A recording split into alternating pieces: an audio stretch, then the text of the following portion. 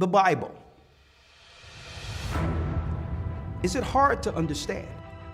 When it comes to reading the Bible, the first thing that comes to mind is the fact that this is the Word of God.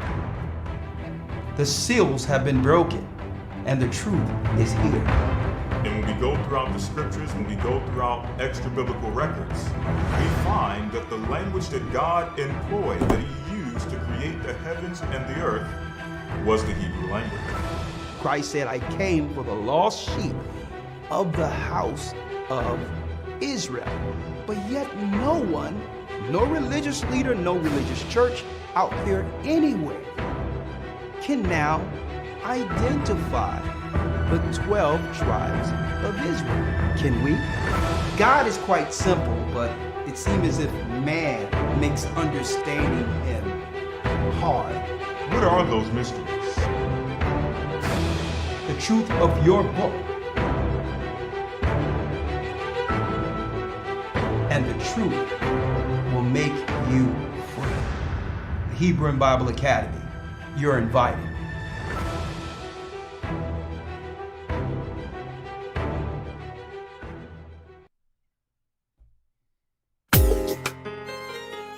Shalom, shalom, shalom.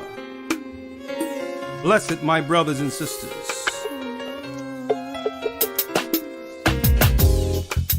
The East is where we're from. Come on. Hit the like button, brothers and sisters. Come on. Israel. In 721 BC. 721 BC. The Assyrian king, he took us down, we fell. With a great escape we went through the Euphrates. The Lord held the water still. Shalom, shalom. To a Good to land see where you no all. mankind dwelt. Seemed like it was we forever. went. The 12 tribes of Israel. Who we be Manasseh, the Cubans, Ephraim from Puerto Rico, Naphtali from the Isles of Hawaii. The Lord is calling back Israel. Zebulun from Panama, Gad, the North American Indians, Simeon, the Dominicans, our highest gathering Israel. The Arabs and Africans told us at gunpoint to gather our wives and children, then sold us. In the belly of these great ships we traveled in fear. By the rivers of Babylon we found our brothers here. A higher gatherer us in Colombia, Reuben from Australia, Issachar, the Mexicans. A highest gathering. Come on, hit the like button, brothers and sisters. The Negroes, Benjamin, the West Indians, Levi, the Haitians. A highest gathering in Israel.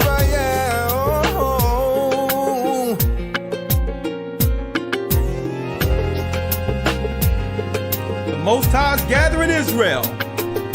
That's right. The gathering of Christ Church in Africa. Come on. All right. Asher in Colombia, Reuben from Australia, Issachar, the Mexicans. That's who we be Judah, the Negroes, Benjamin, the West Indians, Levi, the Haitians, Manasseh, the Cubans, Ephraim from Puerto Rico, Naphtali from the Isles of Hawaii. The Lord is calling back Israel. Zebulun from Panama, Gad, the North American Indians, Simeon, the Dominicans, our highest gathering Israel. That's right, brothers and sisters. The Most High is gathering Israel. I'm Elder Rick Harshaw of the Gathered of Christ Church, here with our your weekly broadcast. And hey, what a broadcast this will be. All right, I'm getting everything together. I don't want to miss anything. Yeah, all right, all right, all right, all right. It tells us in the book of Luke 15 and 19. Hey, it tells you right here, I'm picking it up from last week. That's right. Likewise, I say unto you, there is joy in the presence of the angels of God over one sinner repenting. For the one sinner that repenteth. Hold on, let me put this out here. Let me put this over here. Brothers and sisters, what a glorified, what a great week this is.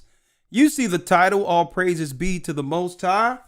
I'll wait for a few more of you to come in right now. All right, we have a lot of people in the chat. And we have what? Let's see the numbers here. Hit the like button for me as you come in. You can see the title, The Most High is Calling Back Israel. And today we're going to discuss a groundbreaking, monumentous moment in prophetic history. That's right, the Gathering of Christ Church, due to the great efforts on the ground, starting here in Babylon in America, with myself. Really, it was Elder Gocc who started with the African Committee to have discussions on setting up a church in Africa. And hey, let me give a round of applause out there real quick. We're going to have the elders on, Shapat, as well as Gabar, Elder Lawyer. We're going to have Gocc. That's right. We're going to bring all the elders in tonight because, like the angels, there's something to celebrate. That's right. Elder Shapat as well as Elder Gocc put feet on the ground in Ghana and did what? That's right. Baptized in the name of Ahia, Bahashim Yeshaya, Wa Rawak. And there's so much I would like to discuss on that. But, I want to make sure they are part of the discussion. And yes, it feels good. Yes, it feels good. Yes, it does. Isaiah 43 and 1 reads, But now thus saith the Most High, the Lord, that created thee, O Jacob, and he that formed thee, O Israel. Listen to this. Formed thee, and he that formed thee, O Israel, listen, fear not. Fear not, Israel, for I have redeemed thee. I have called thee by thy name. Thou art mine. Speaking of his original people. When thou passest through the waters, I will be with thee. And through the rivers, they shall not overflow. They shall not overflow thee. When thou walkest through the fire, thou shalt not be burned, neither shall the flame kindle upon thee. For I am the Lord thy God. I am the Lord thy God, the Holy One of Israel. Listen to this. The Holy One of Israel, thy Savior, I gave Egypt for a ransom, and Ethiopia and Seba for thee. Since thou wast precious in my sight, thou hast been honorable. And I have loved thee, therefore I will give men for thee, and people for thy life. Oh, this is strong. Fear not, for I am with thee. I will bring thy seed from the east and gather thee from the west. And I will say to the north, give up, and to the south, keep not back. Bring my sons from far and my daughters from the end of the earth. That's right, brothers and sisters. It was prophesied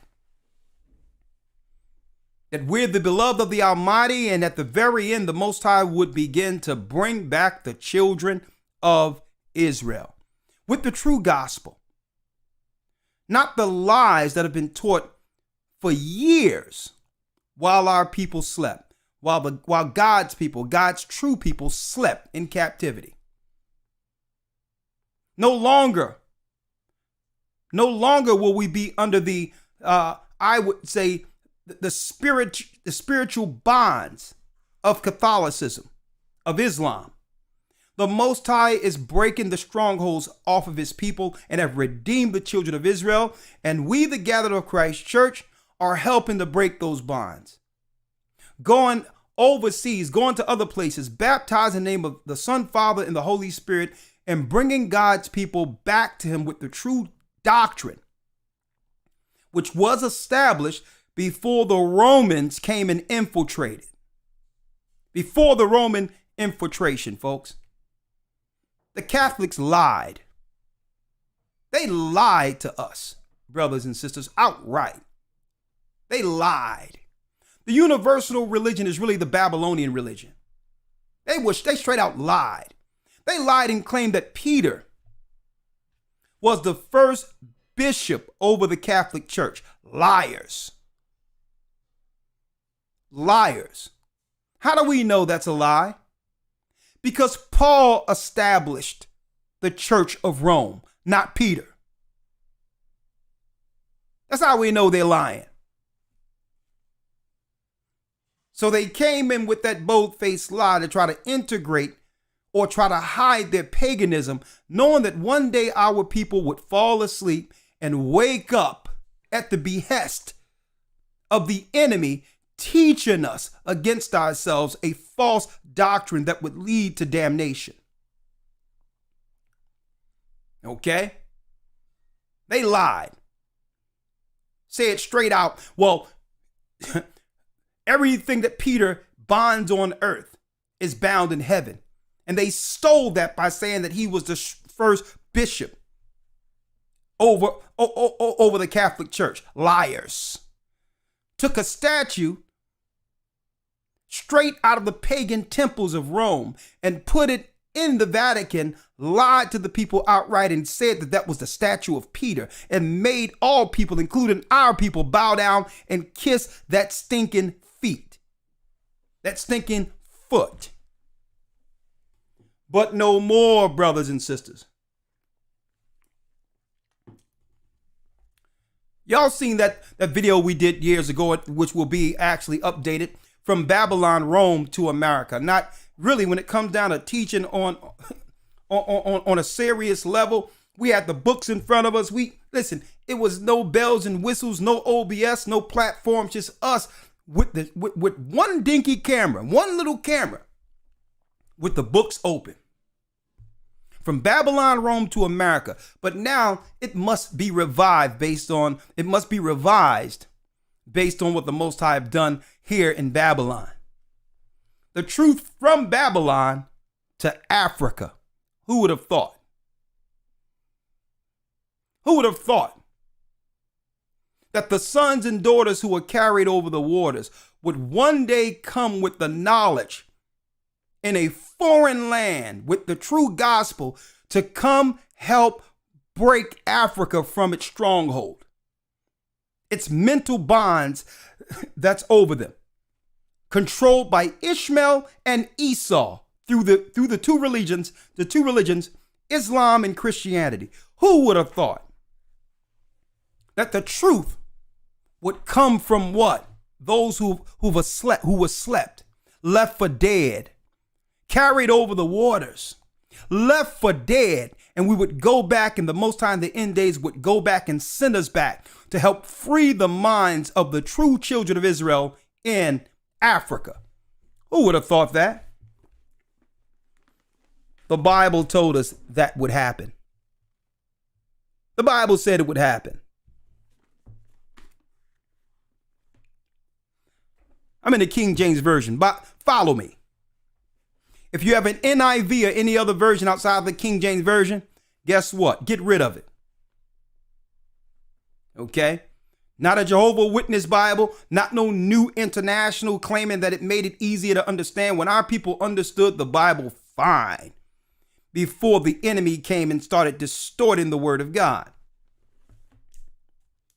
with their false doctrines. And I'm going to tell you, the enemy The enemy is furious right now because why? They're orbiting on the outside. They have no more control like they once did over our people. Okay? They don't hold the religious, I would say, theological higher ground over our people anymore. They're liars. They're liars. But God said this would happen, that our people all over the earth, including Africa, would come to the knowledge of themselves. Repent for the sins, their sins and the sins of their forefathers, to come back to the knowledge of the truth that would lead to the promises of Abraham.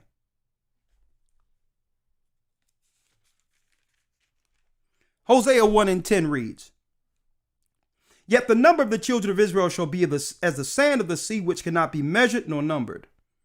And it shall come to pass that in the place where it was said unto them, Ye are not my people," in that place,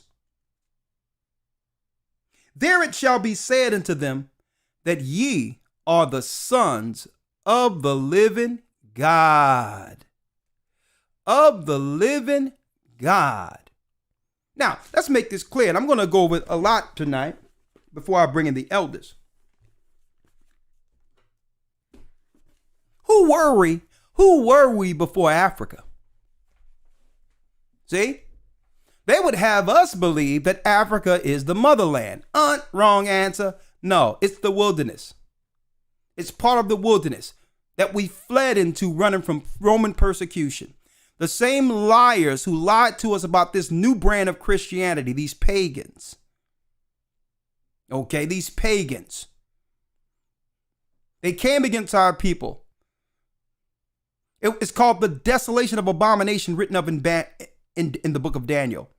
It was the Edomites, the Roman Empire, who came against our people in 70 AD under Vespasian and Titus, and began to sack our land, destroy Jerusalem, and raid the temple. They took all the gold out of our temples, the European demons did, to build the Vatican. They created, before the CIA and before these new groups, MI6, CIA, and all these other groups they have now, they were predominantly working through espionage later on to continue their destruction of our people through the likes of the Knights Templar. Oh, you thought we didn't know, huh? And the Jesuits.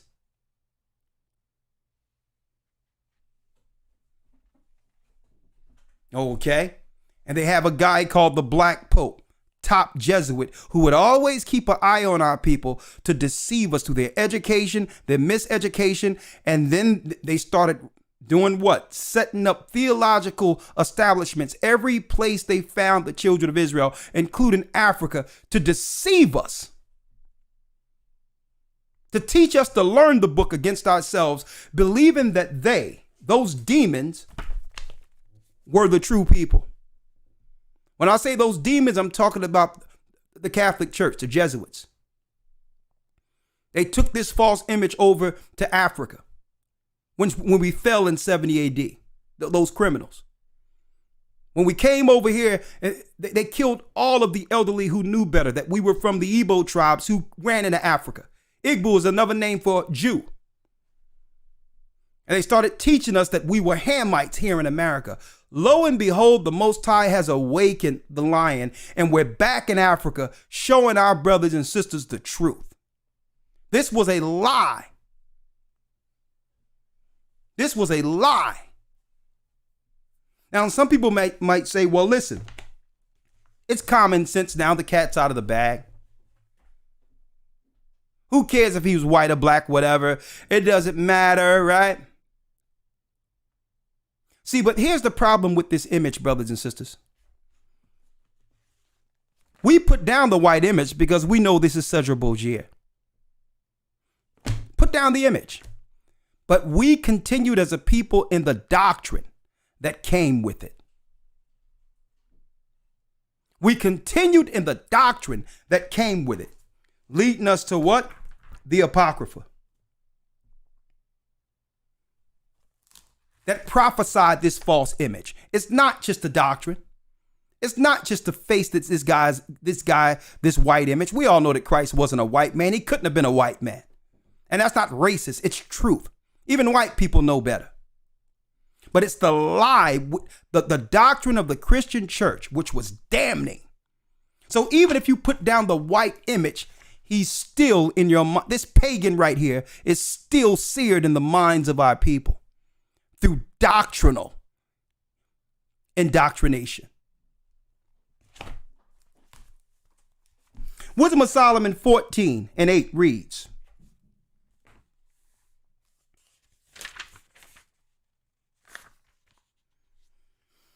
Wisdom of Solomon 14:8 reads, let me put up this satanic guy right here, Satan's son, Cedra Bogier, while I read this.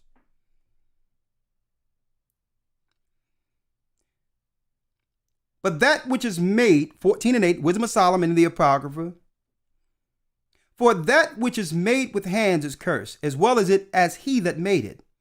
Because he made it, and because being corruptible, it was called God. This is why they teach in that lie, Christ is God, when Christ never said that. He says he's the Son of the Almighty. He prayed to the Father in the Garden of Yosemite and said, let this cup pass me, but if it be thy will, let thy will be done. I came not down to do my own will, but the will of him that sent me. Christ didn't send himself.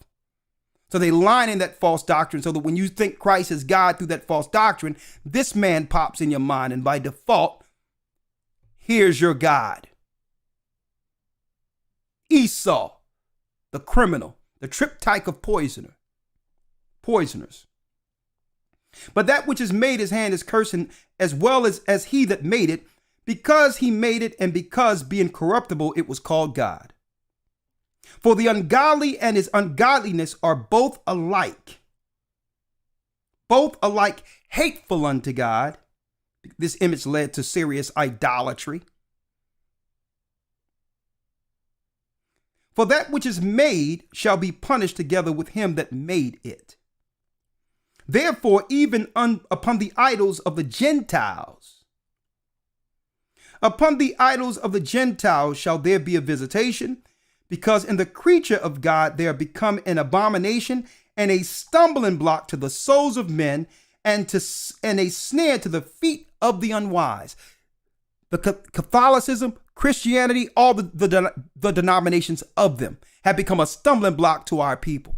When there's only one path, the Roman Catholic Church, with their evil intentions against our people, created thousands of paths claiming it was Christianity, when Christ only brought forth one doctrine. If that's the case, then why is there different denominations of churches? They're the many what? That's right. They're the many harlots that comes from the whore, the mother of harlots. If there's only one path, why is all of these denominations attached to one Catholic Church, with the credos and missions given to them by the enemy? Baptist, Pentecostal, Jehovah's Witness, Seventh-day Adventist, on and on and on and on and on and on. Lutheran, on and on and on and on. Must I name them all? Baptist, Apostolic faith. They're all controlled by the harlot, the whore. And really their intentions was to snare our people the whole time. But here it is, jumping right back to it. It says 15. For a father afflicted with untimely mourning, when he had made an image of his child, soon taken away, now honored him as a god, which was then a dead man, and delivered to those that were under him ceremonies and sacrifices. So you can put down the white image, but you're going to continue with the ceremonies and sacrifices. Even if you think he's a black man, you're still doing what? Christmas, Easter, Sunday worship, pagan days that were brought with this evil man right here. And what was it? The 21st verse. Wisdom of Solomon 14:21. And this was an occasion to deceive the world. And this was What? An occasion to deceive the world. But you didn't know what y'all counted out in your, within your, all of your pride. What you counted out were the prophecies that one day the Most High would begin to do. What? Raise Jacob out of his grave. Out of his grave. Now, these records been out there for a long time before I bring in my elders and other brothers. A lot of what I'm going to talk about there, brothers and sisters, been out there for a long time. What been out there? Oh, let me get rid of that. That was from last week. May that brother rest in peace. Oh, yeah, we're going to show you. We're going to show you. It's been out there for a long time. From Babylon to Timbuktu, a brother by the name of Rudolph Art Windsor, who learned predominantly under a form of Judaism. Okay, in the 60s and all that. And guess what? He wrote what? Not his own ideas. When it comes to the history of our people running into Africa in this book called From Babylon to Timbuktu. Okay? That's right. There's historical records and references within this particular book, brothers and sisters, from secular history outside of the Bible that confirms this research to be true. That the blacks who ran into Africa aren't Hamite. They weren't from Africa. They were from Jerusalem. They were from Israel. And it reads here in the highlighted part on page 84. I'll read it out to you so that we can go straight to it.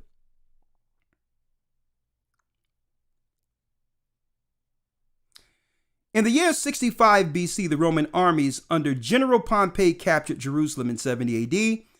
General Vespasian and his son Titus put an end to the Jewish state with great slaughter. Speed up the Edomites who killed us from Rome. During the period of the military governors of Palestine, many outrages and atrocities were committed against the residue of the people. And during the period from Pompey to Julius, it has been estimated that over 1 million Jews, 1 million Jews fled into Africa. Why do you think they systematically keep Africa a third world country? This is their plan for wherever we are in the earth before they totally come. That's right. The last siege against Israel all over the earth. Okay. This was their plan the whole time. Out of nowhere, they talking about Ukraine when our people are suffering in Africa and the whole world is silent. Silent. Where even the politicians cannot even stand for their own people. Why? Because if they try to stand up for their own people in Africa, that's right. All subsidies and finances and financial aid will be taken away from even the politicians, and they'll starve the people out over there. So they're at the behest of the Edomites government who've made them third world. But Christ had a plan. The Bible has a plan. That when Jacob began to come back to the Father and call on the Father, he'll answer. Over 1 million Jews fled into Africa, fleeing from Roman persecution and slavery. The slave markets were full of black Jew slaves. The slave markets were full of what? Black Jew slaves. The slave markets were full of black Jew slaves, folks. They will never teach you this. They will never teach you this in your Christian church, ever. Forget about it. They will never teach us this, that we're not from the seed of Ham. Those were stalling tactics they taught in the religion, in our Christian religion, until they would find a way to do what? to get rid of us altogether once the cat was out of the bag. Stalling tactics. Their theology was stalling us long enough until they can find ways to get rid of us. Like what just happened in the last few years when all of a sudden, out of all the people on the earth, there was one particular people in our neighborhoods and in parts of Africa who were disproportionately affected. Biological warfare. The slave markets were full of black Jew slaves. So don't let no one out there, folks, lie to you and make you believe that this is something newly cooked up that came here, that was created here in America. The history that Rudolph R. Winston goes into predates America. So there's no such thing as Hebrew Israelism. There's no such thing as that.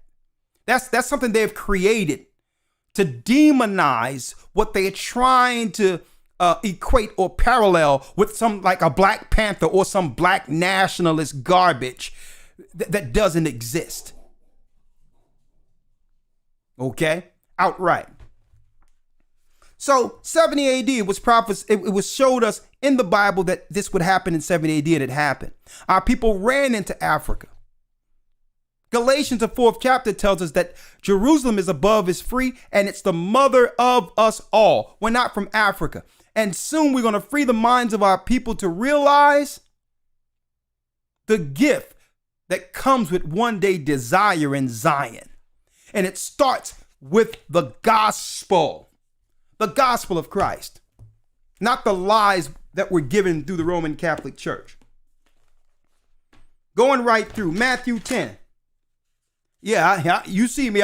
I'm straight sword. I'm straight in the sword today.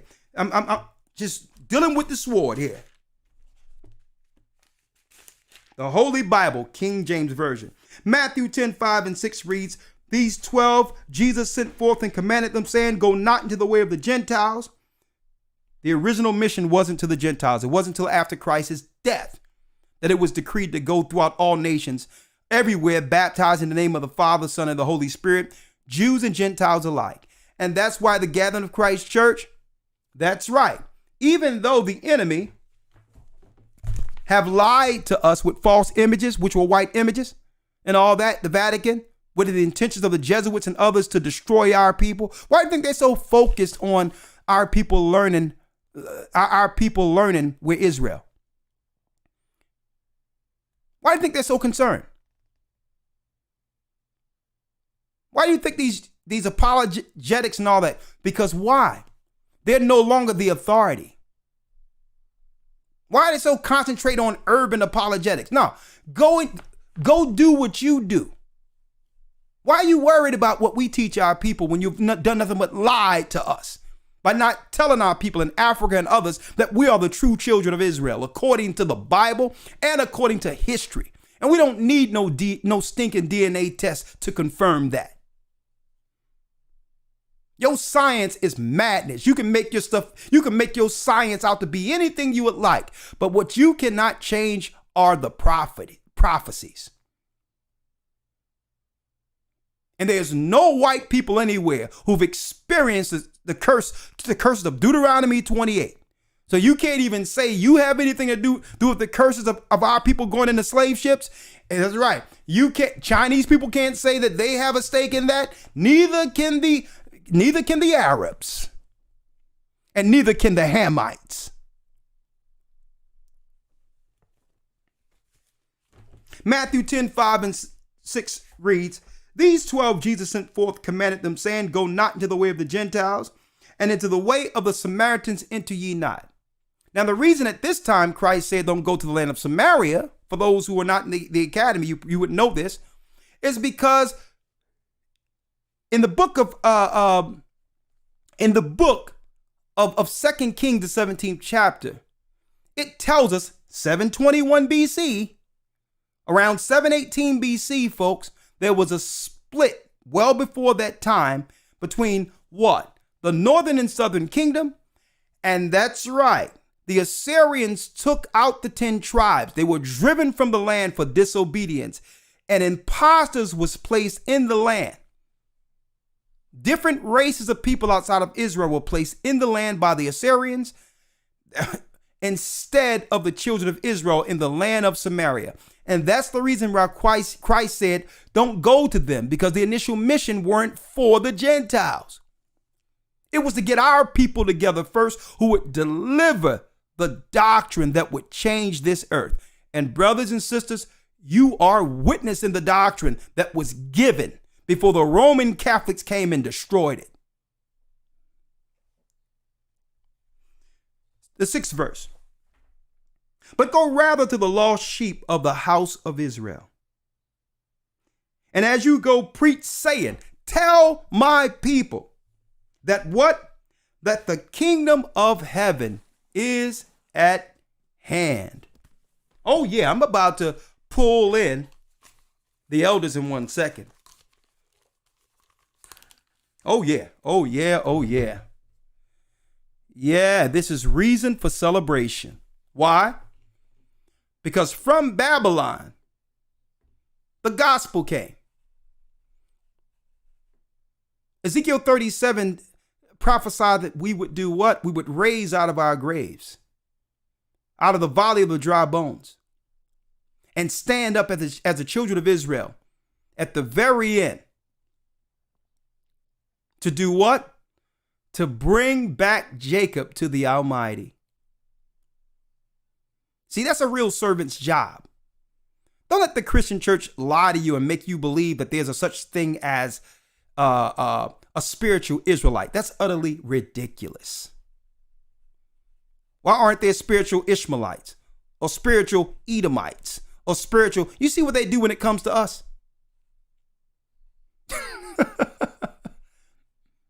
Every other nation has a place prophetically in the Bible that can be identified. Everyone know that the United Emirate and the families who've created that, the kings of the United Emirate and the princes of the United Emirate, are from the seed of Ishmael. Right? But now when it comes to one being an Israelite, according to the Bible, it cannot no longer be denied. They want to come with these fake terms with a theology, a replacement ideology. It's called replacement theology. Any place that the Bible says Israel, we must make those people believe it's speaking of spiritual people who believe in Christ. And through the replacement, if I'm a white man who believe in Christ, I've replaced the original people. So even if they come back to the knowledge of the truth, there's no space for them, because God, their God, have rejected them only to accept who? Me.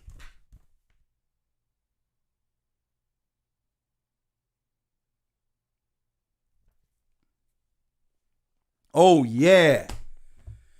The devil is a liar. They are furious, brother. You know they're furious.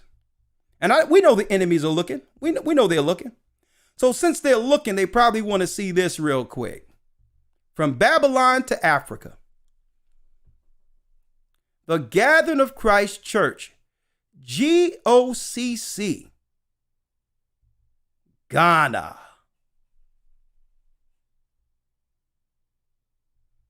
Gocc, Ghana. And we're going to have the elders come on to give the experience of them going over there, baptizing brothers and sisters, and some of the hurdles they had to overcome to get our brothers and sisters into that water. And family, that's right. Our brothers and sisters from Africa would like to say hello. The children of Judah. Tree. Praise the Most High. Welcome to Ghana. All right. Okay, what they say? What they say? Tree. Praise the Most High. Welcome to Ghana. All right. Praise the Most High. Welcome to Ghana. Welcome to Ghana. And you know what? It's not, listen, brothers and sisters, we are in Mexico. We're in the South America. We're all, let me tell you, we are in Eastern Europe, the Grecian islands, All praises be to the Most High, because the Bible says this gospel must be taught throughout the four corners of the earth, and then the end shall come. Proving that the Catholic Church didn't do the job, because they're everywhere causing havoc, yet we're still here. So it was talking about Judah rising, the Israelites rising, and coming to the knowledge of the truth to a degree where we would begin to baptize and bring back the 144,000 leaders that was prophesied in the end according to the scriptures out of the 12 tribes of Israel. And these peaceful men who were chosen to deliver the true doctrine that was destroyed by the Romans, that's right, would also become a light to the Gentiles, to let them understand what the sweet taste of truth is. Because the Gentiles are fed up too. They've been lied to the degree where even the Gentiles have put down the Bible. Okay, hold on. What our brothers and sisters like to say to you here in America? Huh? What? Let's do it again. Right. Let's do it again. Tree. Praise the Most High. Welcome to Ghana. All right. Praise the Most High. Welcome to Ghana.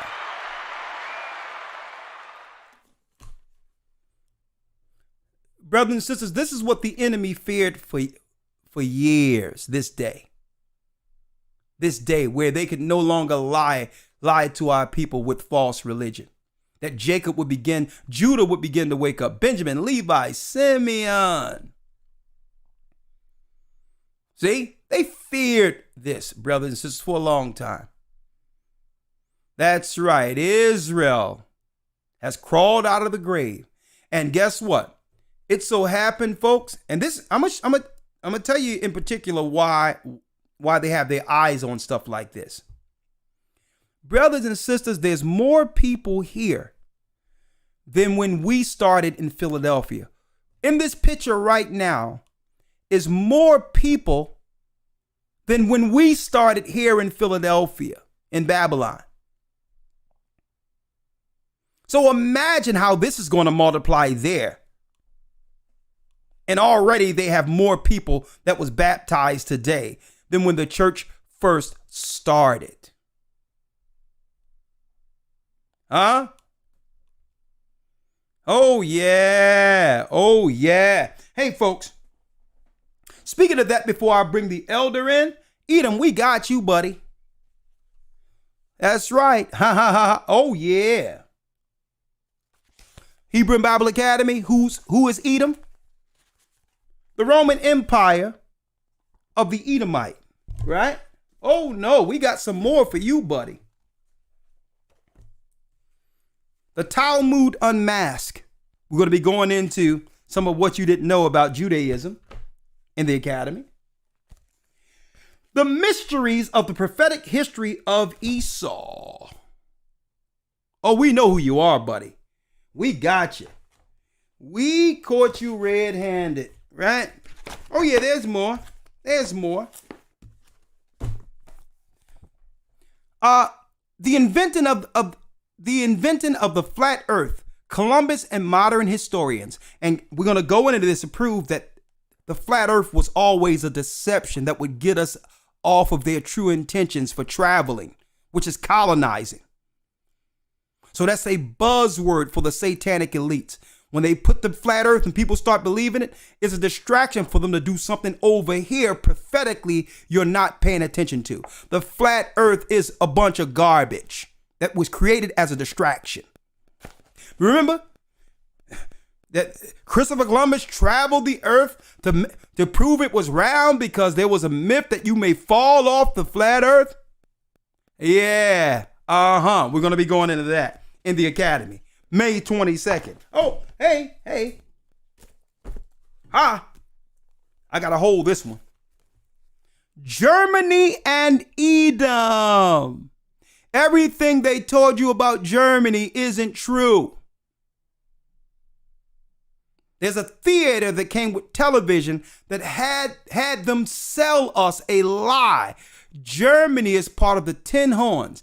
Any news you hear that Germany was against America and all that old other stuff, and it's all a lie. It was an Edomite plan to take the empathy off of our people and put it onto others. Hey, before demonizing and destroying our people. Hey, that's right. These and more will be discussed in the next Hebrew and Bible Academy. Okay? This and more. Right? Let me put that to the side. The Eusebius. The history of Christ's lineage. It was a lie when they claimed they didn't know who Christ's father was. They knew, the Romans knew who Christ's father was, but they were looking to push, that's right, the virgin birth that stemmed all the way from ancient Babylon, Semiramis, then Diana, to be worshipped as a queen mother over all people. So you're not looking at Mary at all when you see the Roman Catholic Church. You're dealing directly with Semiramis, Nimrod, Tammuz, and the virgin birth, and they had the history at the beginning of the Catholic Church had the history where our people brought what? Records to prove who Christ's father was.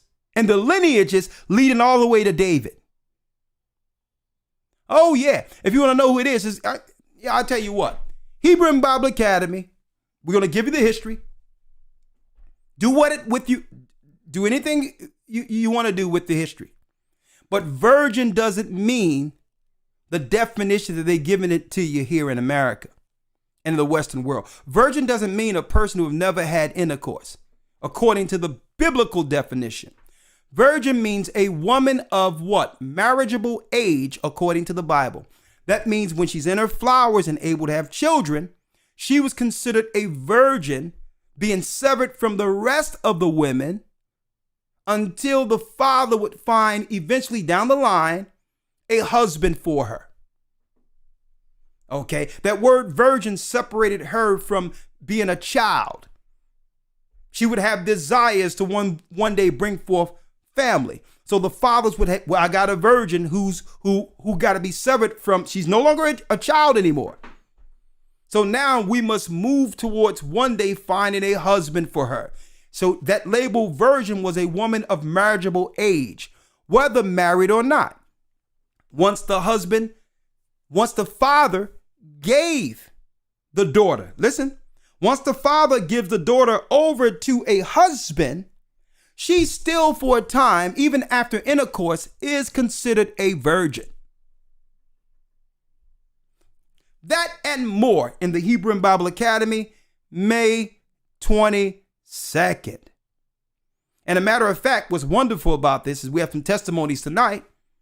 A lot of these brothers and sisters are able to teach in Africa. Let me get rid of that. Hold on. In Africa, he keep coming up. Let me get rid of this one here. Let me get rid of this. Hold on. May the Most High bless his soul. Right here. A lot of these brothers and sisters are able to teach in Africa. Why? Why? Because a lot of them were in the Hebrew and Bible Academy learning over there. And it's going to teach the information that they have learned through the academy throughout all of Ghana. And you best believe this is going to spread like wildfire. You best believe that. I know what's going to happen. All praises. All praises. May 22nd. I want to see everybody up in this academy, man. Everybody. Let me tell you, we're going into records that we've never gone into before. On top of that, we're going to show you who was the real, what? You got it. The real Prince of Egypt. Who was the real Pharaoh when the children of Israel, our people, were in Egypt? Well, they lied and made us believe that it was Ramesses. It wasn't. That was a lie.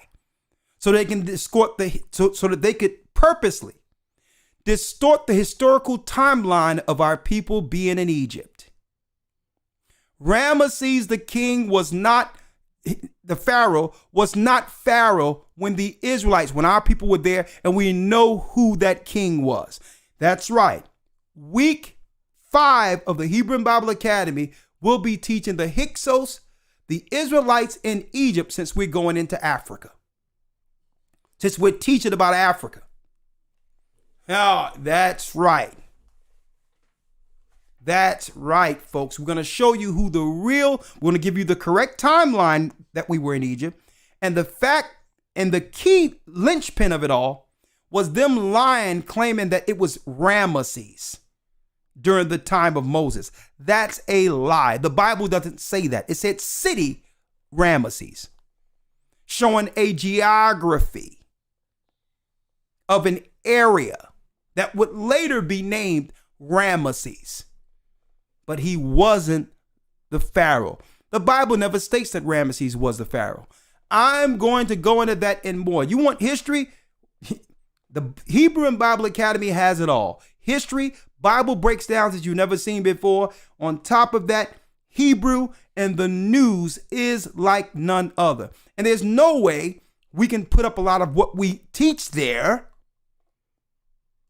under YouTube's guidelines. It's an impossibility. Okay. So it so happened that even if we wanted to, we couldn't put it out there anyway. So if you want to be in this class, don't miss it. Okay? We know who the Israelites are throughout the four corners of the earth, and we're going to show all nations and their phenotypes who are at the Tower of Babel, so that our brothers and sisters will know every race of people when they see them. Don't let anyone fool you into believing that race doesn't matter. Race for them means everything. It's how they establish the caste system. That's how they establish who's going to be on the bottom and what people will rule, leading to the pinnacle of their pyramid with the all-seeing eye of Lucifer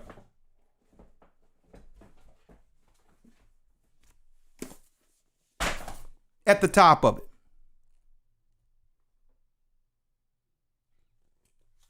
Hey, you don't want to miss this academy, but hold up. Israelites in Africa, our church was baptized in Ghana, and it's, yes, right, a reason for celebration. Yeah. Hit the like button, because there's a lot we want to talk about today. We got about 2,200 people in. Hit the like button for us. We really appreciate it. We're going to go to the phone calls, but before we do that, let's see if I can bring the elders in.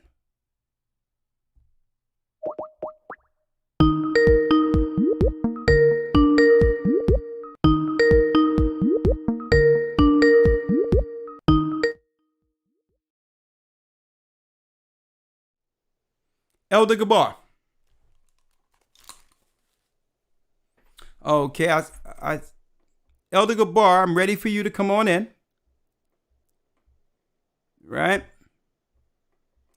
In the meantime, let me see if I can get Elder Shapat.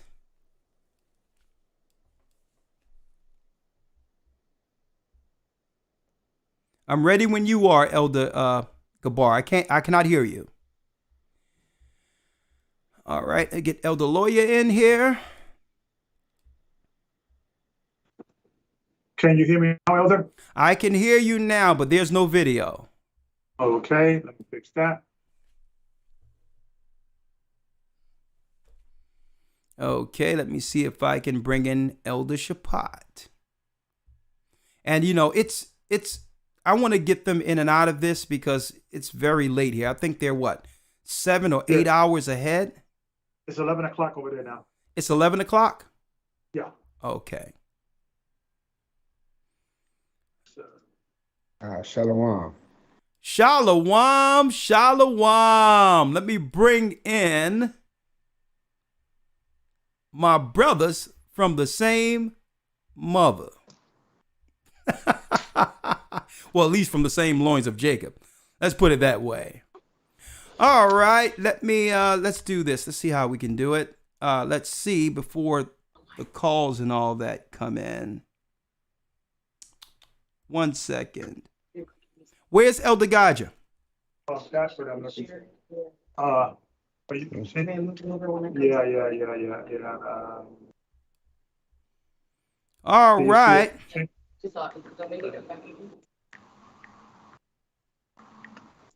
All right, do me a favor, Gabar. Cut your mic off real quick.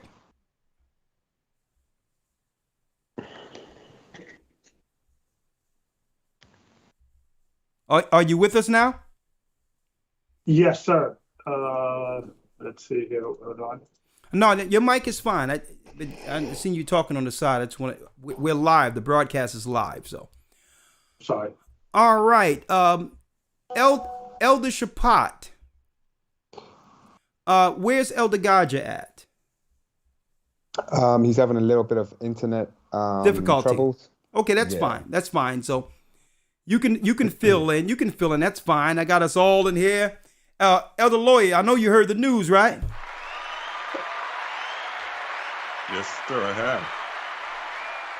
All praise and honor be to the Most High. I know this is something that we've been looking to do for a long time. We've been talking about for years. And to finally see it formulate and come to fruition. So definitely a blessing. And you know what? They know they were Israel. There's been rumblings in Africa a long time about the knowledge of our people being Israel there, getting suppressed by mainstream religion like Islam. That's why they sent Islam up in there. And Christianity and forced the sword on our people. Elder Gabar, I would like to say thank you because you were you were the brother, Elder, who came with the idea for the initiative. Elder Gabar, give it up to you. Thank you, Elder. Yeah. You know, but I really got to give a shout out to Sister Deborah. Sister Deborah from upstate New York. She's actually originally from Ghana. And to be honest with you, she was the first one of our church that I know of that was always dropping seeds in Africa when she used to visit her family in Ghana. She dropped flyers. She got me in contact with people. She was there waiting for, she used to go back and forth because she had family in Ghana and she used to live upstate. But she was waiting patiently. And let me tell you how patient she was waiting. She was with us in the first Passover we did in Brooklyn back in 2011. So that's how long she's been with the church. And she's always calling me from time to time saying, Elder, we need a word in Ghana. I'm my family, they're listening to Elder and we got to get a church up there. So finally, now that we got one, I know she's ecstatic and happy, and I'm happy for her because, you and I have spoken for many years, Elder. You know my thoughts. We should have, my feeling, we should have been in Africa years ago. We should have been in Asia. We should have been, I'm more excited to set up churches outside of America than America. I'm not, I'm still getting excited when we hear a new body growing in the States, but it's a different feeling when you hear outside of the States. It gives you a global feeling, a global, national, international feeling. So, you know what, this is going to be a global church. And that's, the fact that Elder Shapad, Elder Gaja, went to Africa, the Middle Passage and began to preach the gospel there and baptize people. These are exciting news, man. Exciting news. I can't wait. Go ahead. I'll be going there behind you guys. I'll be there soon. I want to go to Africa. I want to go to the Middle Passage too. Simeon was there too. So we want to go there too. All praises. Man, that would be absolutely awesome. And now, the man of the hour, Elder Shapat, give us what they call the tea. Give us the experience going over into Africa, what you had to go through, and you said there was many obstacles to get brothers to the water. I know the brothers and sisters would love to hear your testimony, your experience of how the Gathering of Christ Church is now in Africa with you being over there. So, you talk about some reporting. I hope you're going to be ready for the academy with that news, man, because you got to get reared up. I know you're going to have some news being over in Africa, but give us some insight of your experience and how did this all come to pass with the Gathering of Christ Church now being in Africa. How did the brothers and sisters receive you? What is the spirit over there with them? And I knew, I'm going to give them big hugs when I get there. But just give me your whole experience, Shapat, if you may. All right. Knowing the time constraints, I try and keep my sometimes lengthy words short. But with the first thing, first and foremost, like you touched on, a lot of plans have been made spanning years to reach Africa as a whole, and particularly Ghana. And then the whole COVID thing, so-called, hit. And speaking of obstacles, there was actually, on paper, like at their official websites and everything, there was no clear path, like an open door to say, hey, if you're not juiced up, it's cool to come here. So that was like stepping out on faith by itself, right? So that, all praises be to the Most High for that, and was able to come unmolested. Let's keep it there. And when he say unmolested, I got to clear stuff up like that. He's talking about how when you go through what they call that, what they call that when you're in the airport. The pat down, I think, is TSA. Yeah, the TSA. Yeah. Go through The the TSA, TSA right. And have to get groped, just to get through. And then if not that, poked up, up the nose and all types of crap going on. And it's really a deterrent to stop people from traveling. But I digress. Go ahead, Elder. right. So with that, the height of that with certain countries, and really what it is on paper, Ghana making it appear to appease, the powers that shouldn't be, but unfortunately are, to appease them. So on paper, yeah, this is what it is, but in reality, it's something a little bit different. It's speaking about the height of, being violated, which is that the juice. But beyond that, You mean when it comes to the shots and all that? Yes. Okay, yes, go on. There's they make it appear that that's the only option, but when you read between the lines, the fact that there's a test upon arrival for non-juiced up, and they offer you the juice, reading between the lines lets you know there must be a way to not have to do that. And you lo and found behold, the way. Yes. You found the way. Yes, good. we all found a way. Yes, all the brothers that Elder Gaja and Deacon Dale that came, and myself, we found a way. All praises be to the Most High. Now, getting to the people, yeah, my experience has only been, well, fruits of the Spirit. We just did first fruits. My experience to date has been nothing but humility and a lot of the old traditional ways. Like my Jamaican, I haven't been there in very many years, but growing up around the older generation, my dad's 79, believe it or not, but there's an older generation within Jamaica where you always say good morning, especially to the elderly. You say good afternoon, you say good evening, you always greet people. They have that here. And what's crazy being here, everybody sees it. Elder Gaja will tell you the same thing if he hasn't already. It's literally like you're in Jamaica. These people have to be the same tribes as those that went to Jamaica. And now, of course, historically, that's where they say the majority of the people came from. But I found out from a brother here, told me the etymology of the word Ghana. Guess what it is? What is it? Everybody can Google it. The etymology of the word Ghana is or means strong warrior king. Oh, so yeah, so Ghana will have the majority of Benjamin in that area. In Ghana. They're the warrior class of Israel. So you got Ghana, you have, then we have different parts. You would have Sierra Leone, which would probably be more on the Levi side. Then we would have, yeah, I can see that. Yeah. Yes. So I can see even that. But down go on. to some of the way the Ghanaians talk, and it was pointed out to me, and when you hear them, if you know Jamaican or so-called broken English patois, it's like they're speaking patois when they speak in English, and even some of their Ghanaian words when they're speaking Ghanaian. If you were to just listen, it's almost like patois, which is crazy. But it was beautiful meeting everybody. Well, not everybody just yet, because there's another place we've got to get to for some more baptisms, if it be the Most High's will. But yes, thus far, a-okay, When they seen But you, in because good I know time. a lot of brothers and sisters only seen you over video. Right. How were you received? For the first, it was almost an unbelievable moment, or surreal, with them only seeing us from this side, from the camera, right?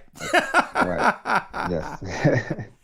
I mean, of course, like other places, nothing but respect. But I think that beyond being, out of the church or part of the academy for so long, or part of the church for so long, outside of all that, I think, based on my experience, that's just in the Ghanaian people. That's who they are. Very respectful people. Well, Shapat, do you notice that since we've all been together, I mean, you were with us since what, 2009, 2010, whatever? Yeah, I think 2008 or 7 or 8 or something. 7, With yeah. these Skype classes. Skype classes, yeah. But it seems that whatever we discuss and usually what we discuss, even seeming far-fetched at the time, the Most High finds a way to manifest and to bring it into reality. Just the idea that we talk in circles, we talk amongst ourselves. Man, it'd be good if we could do this. It'd be nice if we had that. People are frustrated, emailing us and saying, well, please, when we gonna do it? And then it seems so far-fetched or out of the realm of reality when it's first presented. But when we start speaking about it and begin to act on it, what happens? It seems like immediately the Most High began to bring it forth. And I'm not just talking about with Africa. With everything we've done in this work, this faith work, it's been just like that. It starts with an idea. It starts with a conversation out of nothing. And then we're sitting. Now you're sitting there in Africa out of a conversation. Because don't forget, when Elder Gabar brought it up, it was more so how many people we got over there. Is it possible? There's a sister in my church that are from there. It started like that. Right. But the first week in the academy is creation, and that everything came from a word. The Most High's word cannot return to him void. Where two or three are gathered, Christ is in the midst. Whatever we bound on earth, it shall be bound in heaven. It's his work, and we just came out of first fruits and dealing with the talents and things that are given to us. Some are given 10, some 5, some 1. It's all kind of works together for us to be God's servants, to just bring his increase his talents. And it's one thing in particular, Lemuel, some of the point people, you probably have to tell the brothers and sisters who's over there and whatever the case is. Because I'm sure once brothers and sisters know that we have an official place in different parts of Africa, the floodgates are going to open now. And even the people on the side who you didn't think was listening, right? One thing Lemuel sent me a brother over there, one of the main point people who held it down, even when there was no church or nothing there. Yeah. He sent a message based on the time of seasons with the calendar showing forth the real 364-day calendar with equal parts, equal nights from our church. And he was flabbergasted, that he was amazed that every time the season or the quarter would change when it comes to a new moon, in Ghana, he said you can see the change from each season right on point with that calendar that we ship from America to him over in Africa. They're closer to the east, right? You know how every time when the season would change, us in the east, it would be instant. We would see the change instant. Well, out of nowhere, the brother sent me a message says, Elder, that calendar is holy. He says from Ghana, when that calendar change, the seasons change. It gives us when to plant, all that. When the summer comes in, he says right on cue from the winter to the next season of spring, instantly with that calendar, that the weather actually falls at this of change of seasons the same way it shows in our calendar from the east. He says, Elder, it's incredible. And I'm like, hey, it's for the whole earth. You just have to be there in the east, because the sun comes up in the east, to understand the weather patterns and how it should feel when the weather changed. Because when we received the law, when we received the command of 364 and all that, it was from the east. Right? Right. But he confirmed what we were talking about for years when it come to that calendar. But off the calendar, you said there was some obstacles getting brothers and sisters to the baptism. Expound. Yeah, so,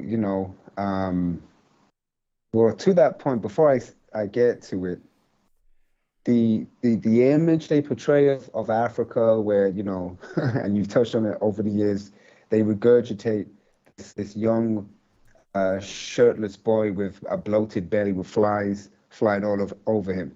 That guy must be like 40 years old now, but they keep using the same image. But anyway. You talking about the little black kid waving flies off of him. The real idea of what they want imprinted when it comes in our minds, when it comes to how Africa is portrayed. They wanted to see people with bellies and flies and one bowl of rice. I'm like, what the Hades is this? But go on. Right. Yeah, he was probably one of the older immigration officers in the airport. But anyway, it's they have roads like everywhere else. They have commerce, buildings, malls, you name it, right? Now, granted, just like some of the Greek islands, there are roads that are unpaved, and when they extend the towns and they're building houses and gated communities and all these things, there's a tendency that once they're near completion, then they'll pave the road. So with that in mind, there was this little stretch of long stretch of road, but because of the potholes, Lord, Jamaica is kind of normal that you will swerve. If you're not used to it, you'll be scared, but it's normal. Relax, calm, it's okay. They will swerve to the opposite side of the road with oncoming traffic, okay, to avoid potholes. But it's normal. Everybody knows this. Yeah. Okay. So, but this particular road, there's a street. If anybody's in Philadelphia area, you're going to know what is mentioned here. There's a street, and I can only presume it's probably the same till today, unless they fixed it. But the street where the Philadelphia Zoo is, I know Elder Lloyd is going to know exactly what I mean with the potholes. You have to drive on the other side of the oncoming traffic in order to not have $1,000 bill on your car. Okay, so times that by 10, and that's what this road was. And then the GPS, we had to make a U-turn. There was a change of location, and that was another thing too. There was a location that the water was calmer But it's a thing where not only for the brothers and sisters to have an experience that is the same throughout the world when we baptisms, right? With the water situation, but also the presentation of Ghana to the world and not presented in a way that the media likes to portray it. So there was a lot of working out, you know. I almost fell asleep a few times because today was very tiring. And then the waves where we actually went, the waters were very, very, very strong. Tide wanting to wash you into the shore. And then, of course, when the tide comes back out, but it was the Most High's will, it was the Most High's work. And we, all of us, we got it done. It wasn't just me, it was all of us. The Gaja, the Deacon Dale from Canada. There was another brother, Mark. He was still instrumental in helping. Of course, like you mentioned as well, the local brother here, the point person, Lemuel. I haven't carried a bag since I've been here. Lemuel and Kwame, brother Kwame. I can't carry bags when I'm here. Much and it respect. almost reminds me of what you talk. Yes, it almost reminds me of what you was talking about, Alder, in the early days with some of the older schools, and that following, that you can't lead without first following. And Lemuel, I don't know if you ever seen Lemuel, Elder Lawyer. Man, that can be your twin. That can be your brother. You should see him. You seen him yet? Lawyer? No, sir. No, sir. Man, the guy look just like you. It's crazy. Wow. It's uncanny. Wow. Crazy. Like, we got another lawyer walking around here in Ghana. But man, I know it's late there, Shapat. I really like to thank you for all you do, sacrificing. And see, now I understand when it came to the malaria shots and all that in Africa, it was more so a deterrent. And I believe what they had in place with that was knowing what was going to come down the line now. It was always where if you're going to visit Africa, you have to go get some type of stuff in you. They made you believe that everyone was falling out from malaria. Yeah. In Africa. And you know what? But it's their messaging. It's their marketing. They could market overseas and make people believe that everyone in America is falling dead from chicken pox or measles. It's how it's portrayed. And tell them, listen, you can't come over here unless you got to get ready because, you know what I'm saying? So it's how it's messaged. You understand? And I can see how they put that in place a long time ago, in particular in African countries. Where they would make it where, well, if you're going to go over there, man, you better do this. Not that none of those diseases, not that they don't exist. Right. But we need to find out on the ground, and we're going to have those conversations. How are Ghanaians dealing with the malaria? I mean, is there ways that they actually deal with it without the other stuff? So those are other discussions that I can't have here. But I think it's ironic. It's uncanny. It's more so ironic that there was a thing put in place that would deter you from going to Africa unless you got a shot. And look at where we are now. Right. You understand? So these were all things, undercurrents that were put in place years ago in preparation for how they would deal with the whole earth. Where you can't go here unless you have that. You can't go here. Really restricting people from traveling. Yep. And see, and this is what they did during 70 AD. Started cutting off roads, making it hard to be able to travel to other places, claiming this, that, and the other. But really, it was a plan to keep the people contained for the armies that were coming eventually. So, but so it's not just Masada or Jerusalem anymore. They have meticulously set this up in all these different countries. One big 70 AD in preparation for what? You got it. Mass death. And engaging the children of Israel. And that's why, let me tell you, This work is way greater than any of us elders could ever understand it. Come. Putting in the work, baptizing people, giving them the word. We're preparing them. Brothers and sisters are being prepared for something greater than us. Being in one mind, one spirit, in preparation. Right before it came down, those who followed the disciples' doctrine knew exactly what to do.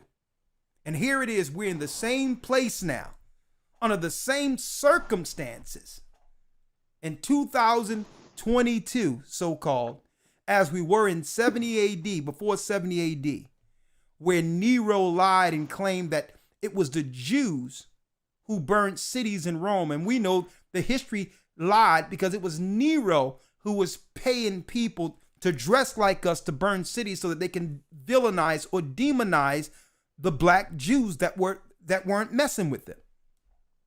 And at that point, that was a pretext, that was a false flag that led to now our people accepting the enemy's army to police us within Jerusalem.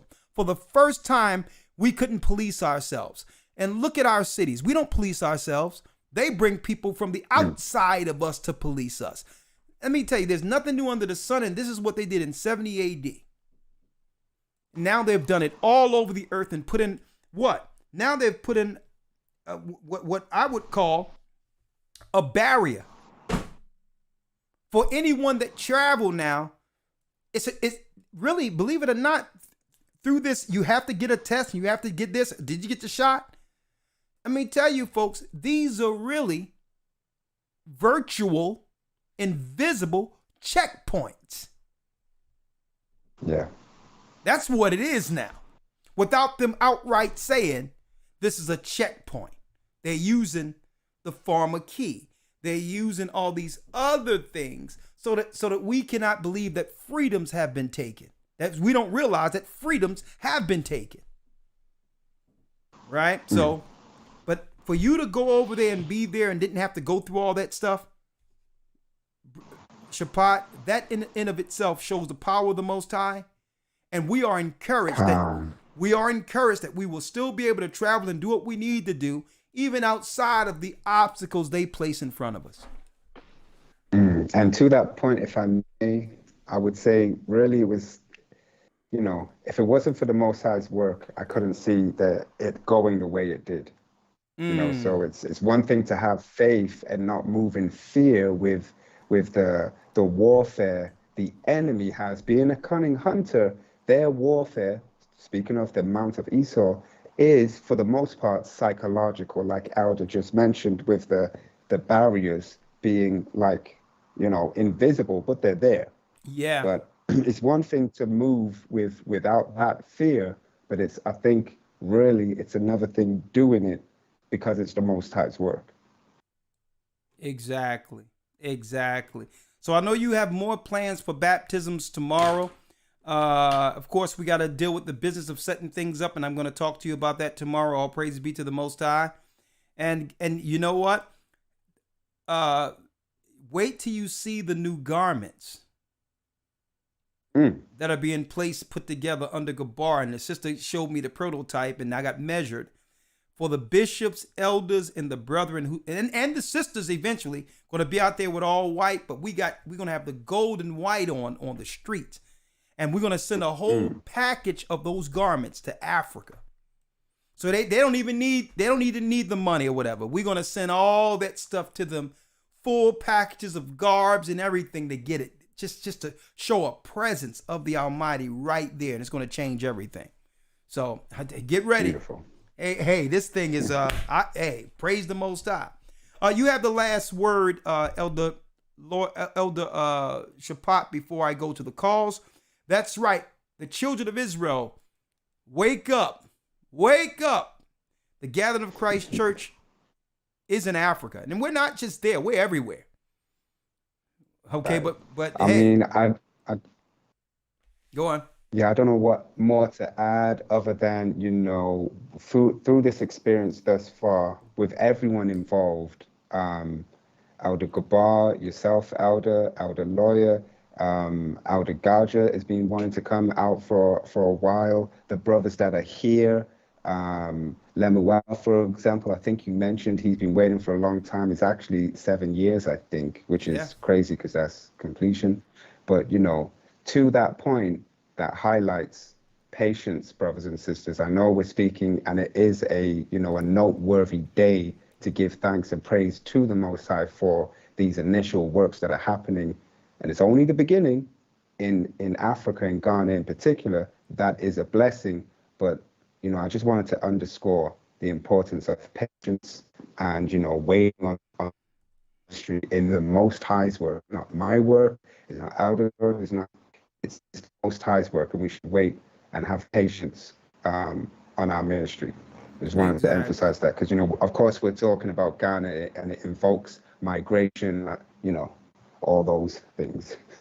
Well, and just that so that brothers and sisters know that the Most High understand their desire to be a part of the work and do great things, right? But we must wait on our ministry and not get frustrated just because you don't have nothing in your particular location right now. Okay? Right. We're coming. We're coming. Now, the last thing before I Absolutely. get you on, because I know it's very late there, I'm sorry about that. I would be amiss if we didn't discuss, you know, whether or not you've witnessed any intersectional rainbow activity going on over in Ghana. I would be amiss because we all know that when you see this, judgment is not far behind, and it's sickening here in Babylon. We know where it goes. But obviously, in order to aid a lot of these other countries that they've made third world, like Ghana and others, and different parts of Africa, that particular agenda must be a part of grooming the next generation into accepting intersectional behavior. Have you seen that? So have you seen any of that over there, like over here in America? The short answer is no, and we was actually discussing that on the ride back here, and the brother out here, Brother Mark, was mentioning that, you know, I believe they tried to come out here, but they essentially got run out of here. So, but knowing what they do, it's a bit of a war of attrition, so that was their first attempt. But yeah, thus far, they've been kept at bay. Okay, so they came with the anthem "It's Raining Men" on one side, and on the other speaker, "I was born this way" by whatever Gaga, if y'all want to say Lady Man or whatever. And the Ghanaian warriors ran their tails out of the country, is what you're telling me. Yes. Yes. Oh, yeah, that's a wonderful thing. Praise the Most High. Oh, yeah, by the way, since brothers and sisters are here, you have the last word, Elder Shapat, because I know. Can you give some insight before you go? Because, you know, brothers and sisters have missed us for the last couple of weeks. They're jonesing. They're fiending for an academy. They sitting there on Sunday scratching their arms. You know what I mean? I'm going to, what I'm going to do, you know what I mean? Doing this, they fiending for an academy on Sundays, right? Hold on. Mm-hmm. Right. Hello? Yeah. I'm sorry, the thing came out. Can you give someone? That's okay. Can you give some insight, without going into any news in particular, what brothers and sisters will experience in your next news segment Sunday after next? Just a little snippet to what they can look forward to next Sunday. Okay, let me see here. I mean, we're okay, so I'll do this one. All right. Come on. Just give us a little snippet, because the brothers and sisters don't know that the news be off the chains, but come on. Now, this article speaks to some of the points you mentioned about, you know, them stealing these. When I say they, the so-called, there was the book you mentioned. What was it? Germany and Edom or something Oh yeah, I about have it. preempting. Okay, I got it right Yeah, here. preempting the eventual obvious sentiment and sympathy, okay, which would lead to some form of reparations for the descendants of the slave trade. Okay, so they preempted that with the so-called German thing. Well, the article here is interesting, and it's interesting that you have the book German and Edom. That's the name of the book. Now check out the article. I would have had no idea that you was looking into that book. I didn't know the book existed. Here's a freebie. German airline accused of booting all Jewish passengers off of a flight. And now what's interesting, okay, what's interesting in the article, it mentions for some reason Ghana, which is interesting, right? But what was, they're saying, when you look at the article, these guys were going to celebrate some so-called famous rabbi, so-called, okay? And some of them weren't following mask mandates. So because of that, everyone that had on the ultra-Orthodox Jewish all-black wizardry outfit, Yeah. I guess because they're not Okay. so-called black, that's why they wear black. Okay, But well, anyway, I gotta, they, I gotta say that everyone have different outfits and all that, and we got, I personally respect anything that somebody would like to wear themselves. You know what I mean? In a free world, and yeah, let me put that out there. I mean, to it's your opinion, that but point, I right? we have to keep To, our we have to keep our YouTube channel. But come on, right. To look that at point with Lawyer the clothing. laughing. To that point with the clothing, that's the interesting point. Some in the group were able to change their clothing, and because of clothing, were able to make it on the plane but then in the same article, it mentions their race. And I've never understood race to come from clothing. Yeah, so it depends on what you're wearing. That would determine what race Right. one would have to accept you as.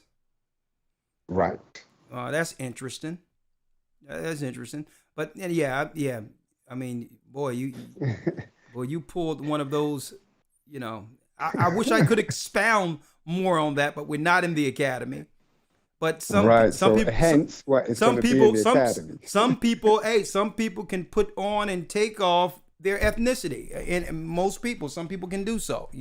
So I wish we I could listen. do that. I wish I had that. I wish I had that gift. You know what I mean. I wish I could do that. Okay, they'd be like, I don't care what you put on. It's gonna be like, you're blackity black and you're black, y'all. Right? But speaking of black, I'm black, y'all. I'm bliggity bliggity bliggity bliggity black, y'all. Yeah. Speaking of black, in America, Shapat, in America, they taught our people here in America, and this is why we had to set the record straight and go back to Africa, and bring the gospel to our brothers there in Africa. The true gospel, not this madness that was given to us by Edom called Christianity. Modern day Christianity, another lesson in the academy. They taught us they told us that we were Ham out of the Bible, that our people, slavery is because you are suffering the curses of Ham, is what they told us. So if you're going to go into curses, why didn't they go into Deuteronomy 28? Because there's way more prophetic understanding of what's going on with our people compared to Deuteronomy 28. And if you, in comparison to one curse of Ham's son Canaan. So and now we're in Africa. The Africans know that we're not from the seed of Ham. They're in Africa, right? They made us believe in America that all of Africa is a land of Ham, when it wasn't all of the Hamites cursed. It was only one son out of Ham cursed. That's first and foremost. Right. And they never proved to our people in America that our people are from the seed of Canaan. The cursed son. A matter of fact, Esau had children with the cursed son, with the cursed son's daughter, the Canaanites, and brought forth Edomites. They are closer in blood. They're mixed blood with Canaanites. They're more ham. They're more ham than we are. First and foremost, they made us believe that all of the Hamites were all dark, not realizing there was a curse in the land of Canaan that turned a lot of the Canaanites leprous, white. Oh, who's Edom? I'm dropping that proof. And who's Edom? They took the curse of Ham that's within their bloodline, mixing Shemite blood with the Canaanite blood, and try to put it on us here in America, claiming that we were Hamites, that false theology that the Catholic Church, the Church of Latter-day Saints, the Church of Latter-day Sinners, as well as the Jehovah Witness. I gotta find something for them demons, them you know, the Jehovah no witnesses started teaching our people that we were from the cursed seed of Ham. Our people, and you know what? We funded all of those organizations, all of them. We were loyal to them. And we just wanted them to answer one question. No other people have suffered what we have suffered in this country. Cargo slave ships. Can you tell us a curse of biblical proportions? Can you theologians tell us what happened to us if it's recorded anywhere in the Bible is all we ask? What happened to us? We went through a curse of biblical proportions here in America, leaving Africa. And you mean to tell me the Bible said nothing concerning this? Right. And these theologians knew. And they purposely did what? Distracted us and misdirected us by changing the conversation, claiming it doesn't matter. That you're not supposed to be looking this way as being a Jew or an Israelite. But in the Zondervan Bible Dictionary, it tells you that, guess what? Even Zondervan, this is a white man. He knew that the people in Africa were Israelites. Ham. Ham. The youngest son of Noah, born probably about 96 years before the flood, and one of 8 persons to live through the flood, he became the progenitor of the dark races, not the Negroes. So even Zondervan, a white man, knows that those who was called Negro in Negro land, Africa, brought into chattel slavery here to the Americas and the West Indies and Brazil and different places, were not from the seeds of Ham, the seed of Ham. They knew that, but the Catholic liars, the Christian liars, lied to our children, lied to our forefathers who were brought over here. It says right here, Ham. Let me repeat it again. The youngest son of Noah, born probably about 96 years before the flood, and one of 8 persons to live through the flood. He became the progenitor of the dark races, not the Negroes, but the Ethiopians. I've met Ethiopian Hamites, and they're not us. And I don't have anything against them, but they're not us. Ethiopians, they're not us. Haile Selassie was and is a Hamite. Ethiopians, they're not us. They're dark, but they're not us. They're Hamites. Libyans, North Africans, like those of the Sudan, not us. But the it says, and Canaanites. Canaanites are the families in Mount Seir, read Genesis 36, that Esau began to mix his blood with to make what you would call a stronger race that has part Nephilim in their blood. What they would call the Aryan race created out of the mountains was because they mixed their blood with part Nephilim, which the Canaanites mixed themselves with Nephilim. And they became Hori, or the word cave dweller, from Mount Seir by mixing their blood with Hamites. And when they came here to the Americas, they twisted it. They flipped it and told us that we were Canaanites. You are caught, Esau, red-handed. Now the cat's out of the bag. We all know, and our brothers in Africa also understands. You have the last word, Shapat, before you go to sleep. I'm not going to keep you up anymore. What time is it over there? It is, that's a blessing. It's 4 hours difference. It used to be 5. Ghana, by the way, does not do the weird daylight saving time thing. So, but it's a little after midnight. But yeah,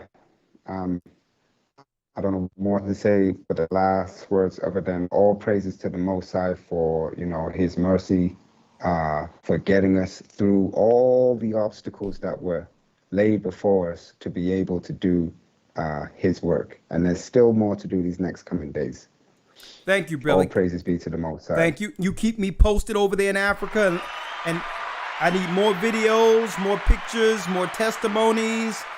And it so happens that, the elite powers were using Oprah as a proxy to get to some of those girls over there, claiming that she want to set up a girls' school, which was really a cover for what happened with Epstein and all that, right?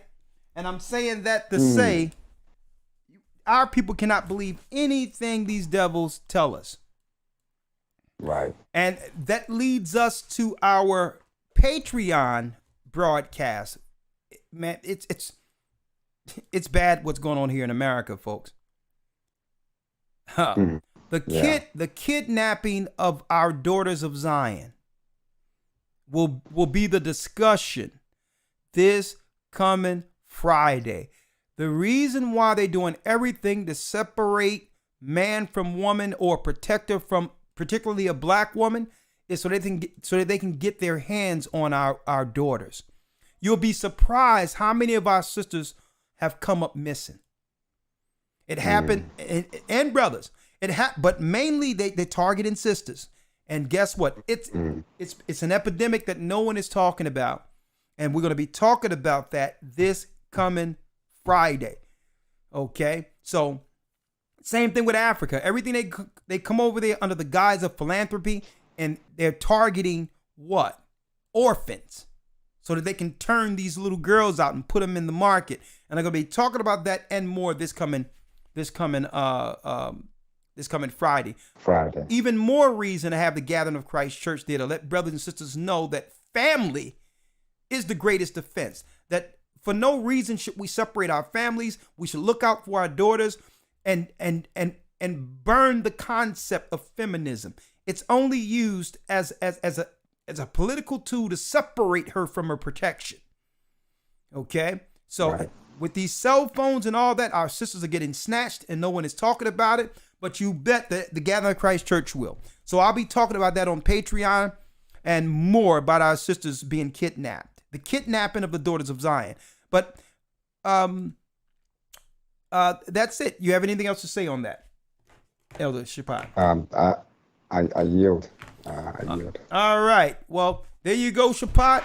I'll talk to you tomorrow. There's more work to do over in Ghana. Bless you. All right. So you can bow out, my brother. And then there was Shalom. Shalom. And then there was one. Elder Lawyer, you have the last word before we open up the line. Oh, there's two. Then there was two. Well, elders, I have you both with the last word. The devil thought they was going to, conceal and keep the truth of our people being Israel.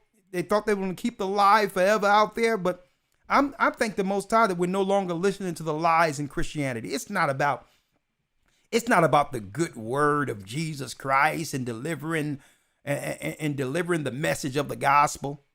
It's about power and control for those demons. But I'm gonna give y'all the last word and on this monumental achievement with the Gathering of Christ Church now over in Ghana. All praises be to the Most High. I'll leave it with you, Gabar, then Elder Lawyer.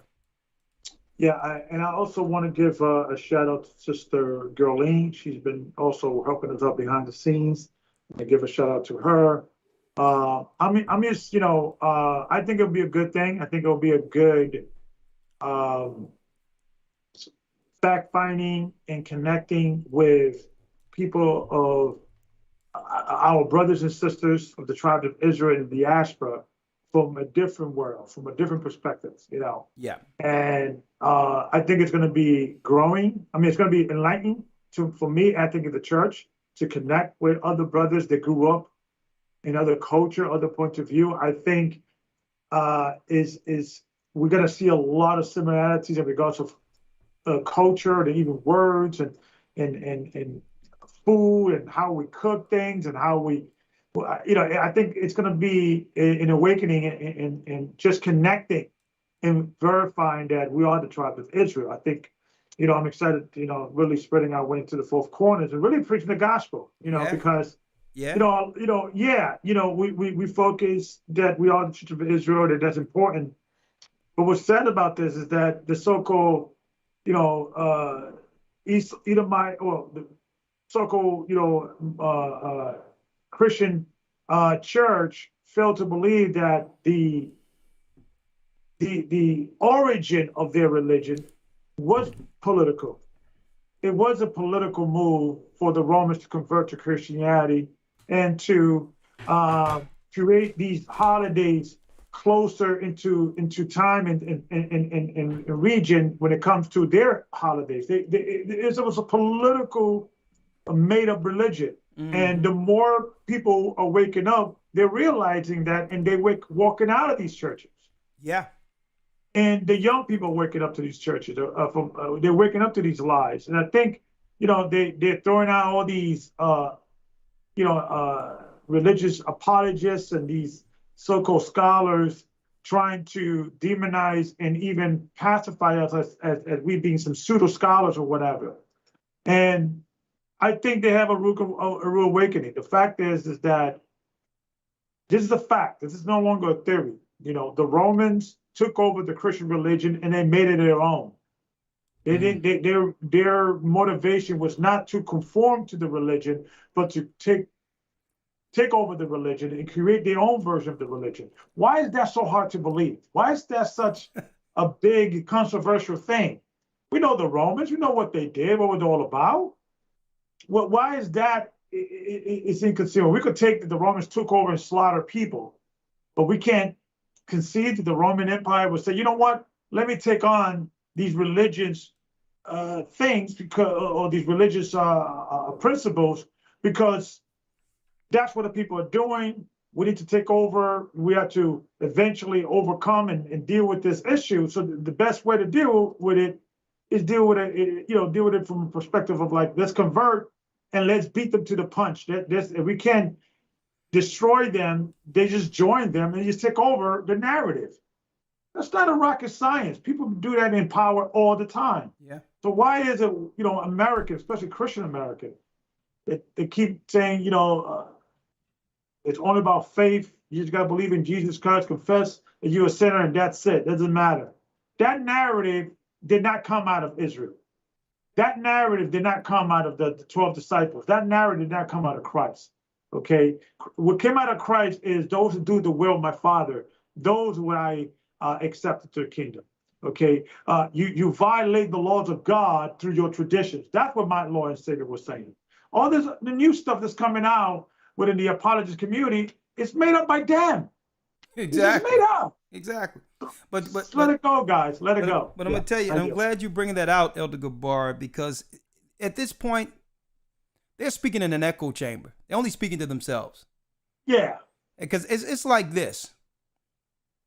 Let's deal with it from a merit standpoint. The Christian authority of this earth has failed all Christians. From a merit perspective, has the world gotten better since more churches have sprung up, or worse? Is the earth more holy and righteous since more churches that have sprung from the Catholic Church in every place they've gone, or worse? So it depends on what merit system is being used. I would argue that they have succeeded with Satan's use for them. Now, if we're dealing with that metric, has the world become more evil, wicked, sinful, atheistic since they have begun to spring out and colonize and set up churches throughout the four corners of the earth? Has the earth gotten better, leaning towards Christian values, or worse? So the whole thing is they're speaking in an echo chamber because they have failed. It's no more arguing or debating. Because why? We're looking at the product you Christians are putting out there. And it isn't Christ's product. We're looking at the people, the world that have gone to sin, where Satan can come out outright and argue and they can bring forth a satanic ideology where you can't recognize a man as he was born and a woman or a girl as she was born. There's no resistance on the Christian side to stop the evil that have infested this earth. So in a nutshell, they got an echo chamber at this point. Yeah. Because when you look at their works is a works of failure. Because they refuse to tell people the truth. Christ says, you shall know the truth, and the truth shall make you free. Yeah. So why not tell our people that they are the children of Israel and what comes with it, while teaching the doctrine of Christ also? You know why? Because Esau cannot see himself relegating power, and that's all it is for him.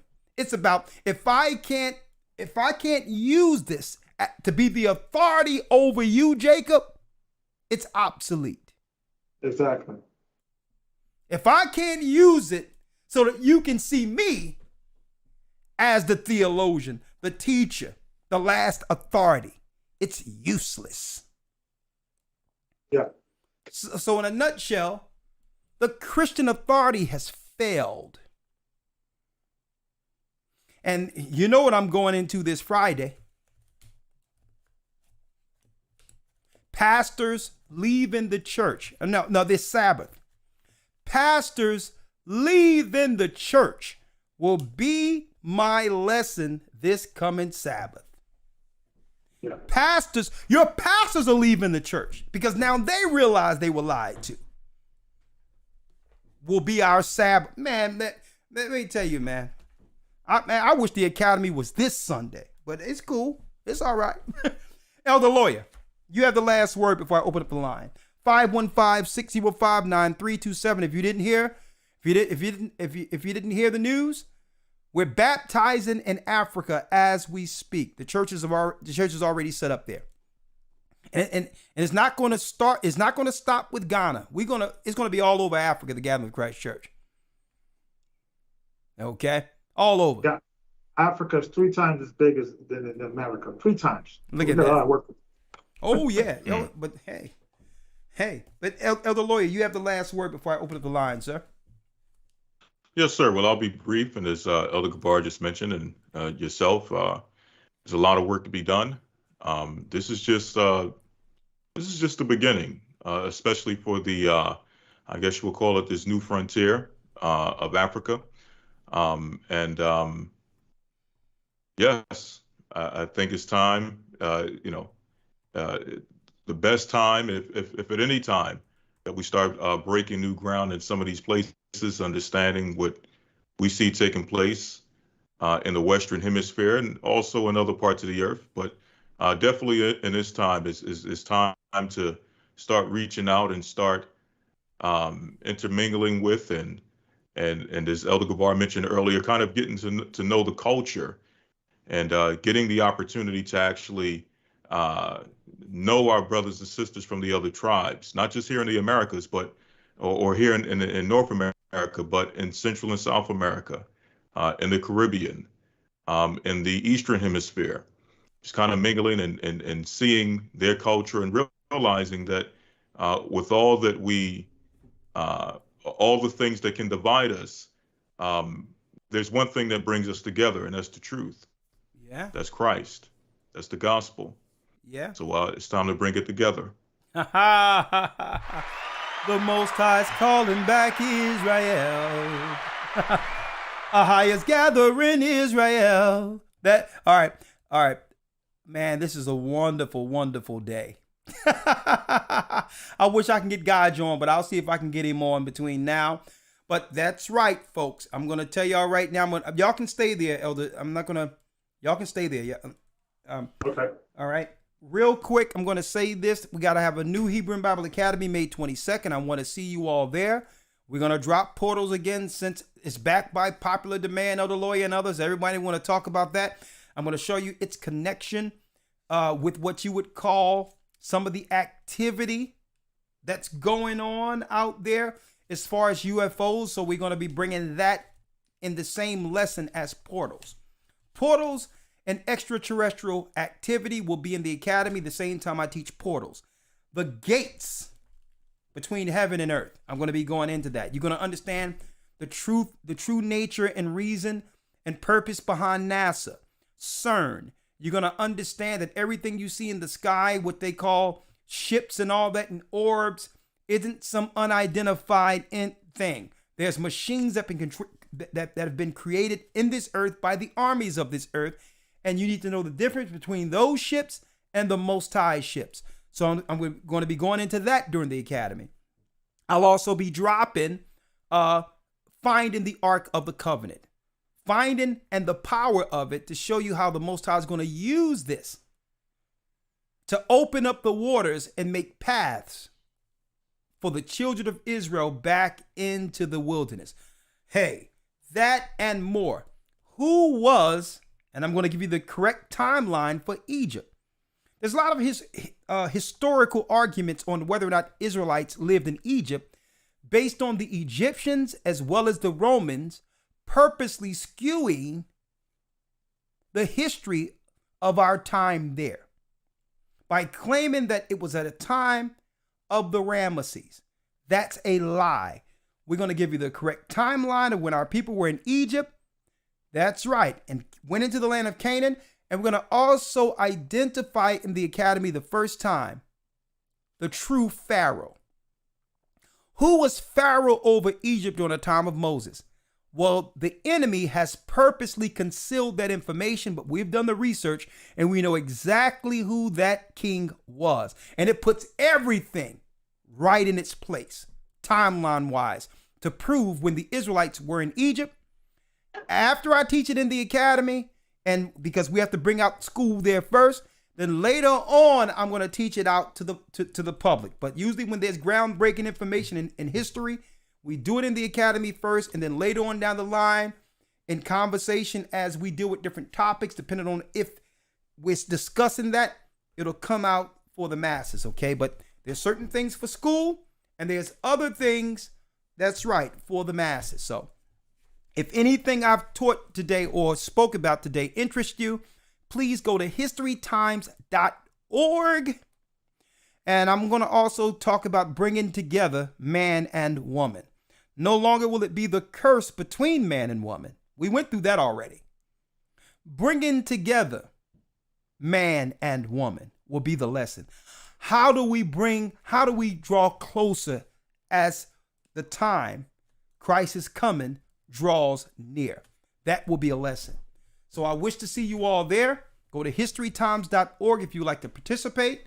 And now let's open up the line. 515-605-9327.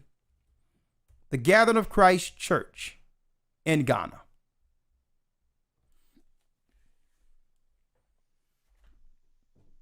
Blog Talk Radio. Welcome to Blog Talk Radio. Please hold and you will be able to listen to the show. Thank you, Elder Ramar. So that's right.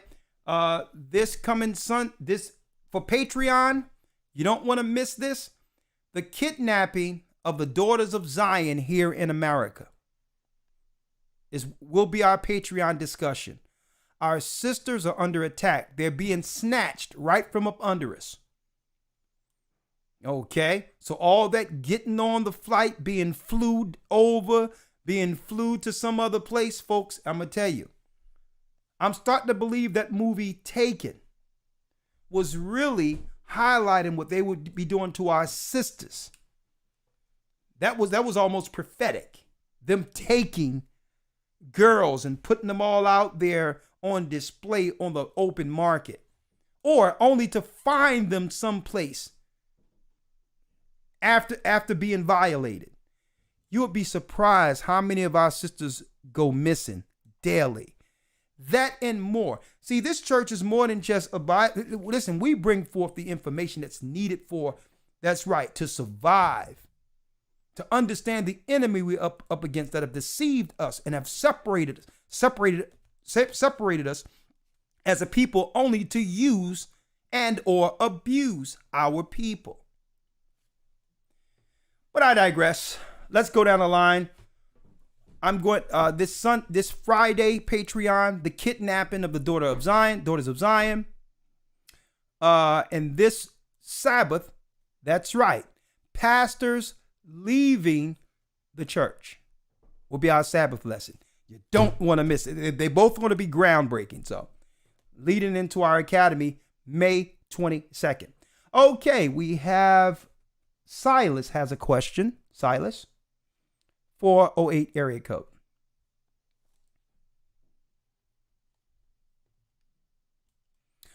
Shalom, Silas. You're live.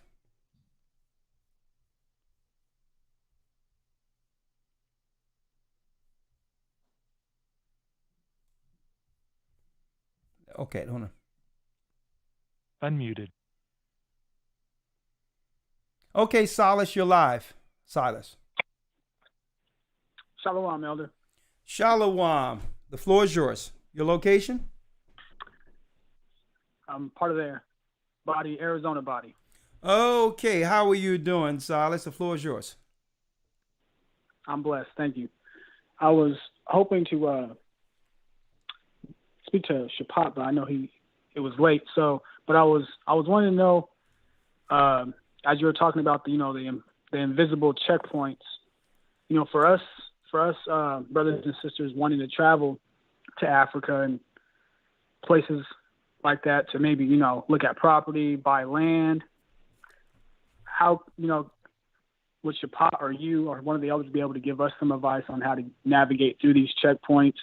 Because as I was looking to go over there, these checkpoints that you're talking about are hindering, because obviously I don't want to take a jab or test or what have you. But I know, so if Shapat knows, how to navigate through that, that would be really helpful. I'm glad you asked that question. I knew that that question would arise with him being over there, especially with people when it comes to fleeing and doing all these other things. But the Bible says that we must go out as he goats before the flock. When our people before our people went into the land of Canaan, Joshua sent out spies, and it was like and they reported back, and it says the Canaanites were like grasshoppers compared to the giants in the land. So they went to understand the lay of the land and all that, then reported back. One thing that's good about what Elder Gocc and Shapat has done, they didn't have to go through these obstacles and was able to get there safely to do the will of the Father, giving us the insight for others to do so. Right? But of course, when it comes to these platforms, you know, it is what it is.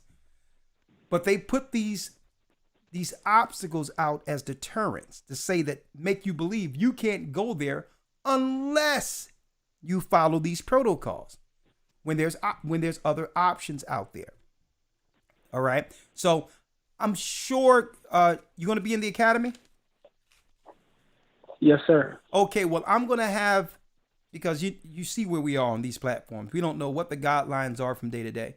So I'll have Shapat break down how he was able to get through all that. And it really come down to saying, well, no, I can't do that. Are there other alternatives? Okay. If you understand, I'm allergic to that. Okay. I can't do that. Are there other alternatives? Unless you say no, they're not in a position to offer you alternatives. Okay. But if they know that you're coming to really help the economy, to help bring in infrastructure and these things, they're willing to work with someone who's going to benefit the country. And that's usually with any other, that's with every other country. There's always exceptions to the rules, but our people, once we hear determined and say, well, once we see a wall, well, no, you're right. We'll look at it and say, well, nah, they said we can't go there unless we take this or do that. When they didn't say that.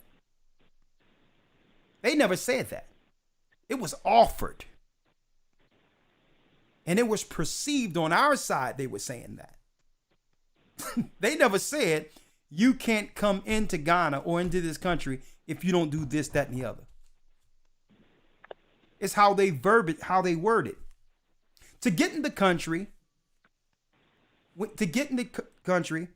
have this. And to get in the country, we have that. But it's not saying you can't get in the country. Okay? Right. So I'll have Shapat go over that. But no, you don't need to do all this stuff to go into the country. What you need is a passport, right? On top of a passport, you would need, that's about it, a clean record. That'll help, a clean record and a passport, right? So yeah, you can get, yeah. You can get into these countries. Okay, I'll be looking forward to really hearing the details on, yeah. In the academy. I'll have him go over those details, all right, in the academy, all right? Perfect. And then one more thing, Elder. Okay. You have a song, A Fork in the Road. I'm not sure that's what it's called, but you say that in the song. You know what I'm talking about? Save me. Save me. I was expecting that to be on the last album you dropped. What's up with that song? Save Me will be on the second. It's going to be on Music with a Purpose 2. It will be on there. Okay. All right. Okay. I'm looking forward to that one. Okay. Thank you. All right. Bless you, brother. All right, bless you. Shalom. Looks like we have a brother, elder lawyer from Africa by the name of Kwame.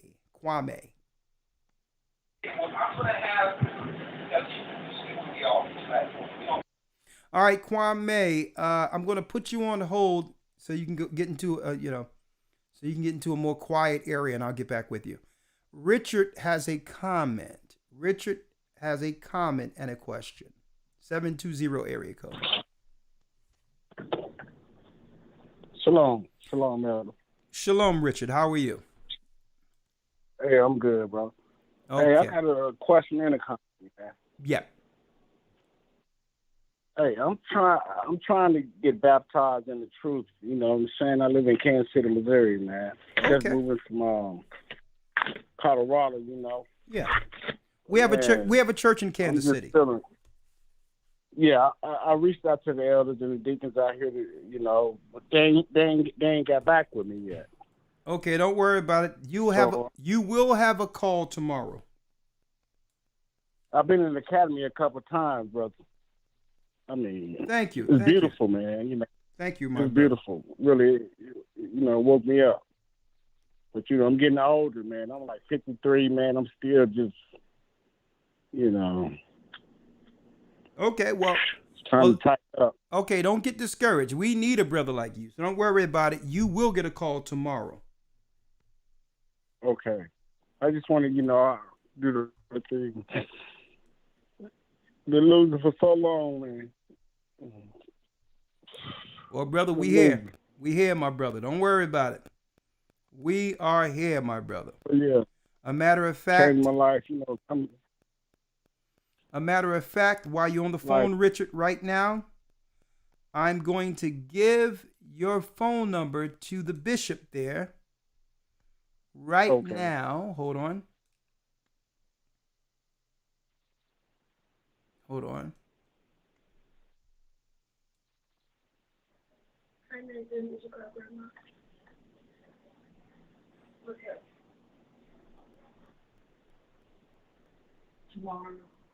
Okay.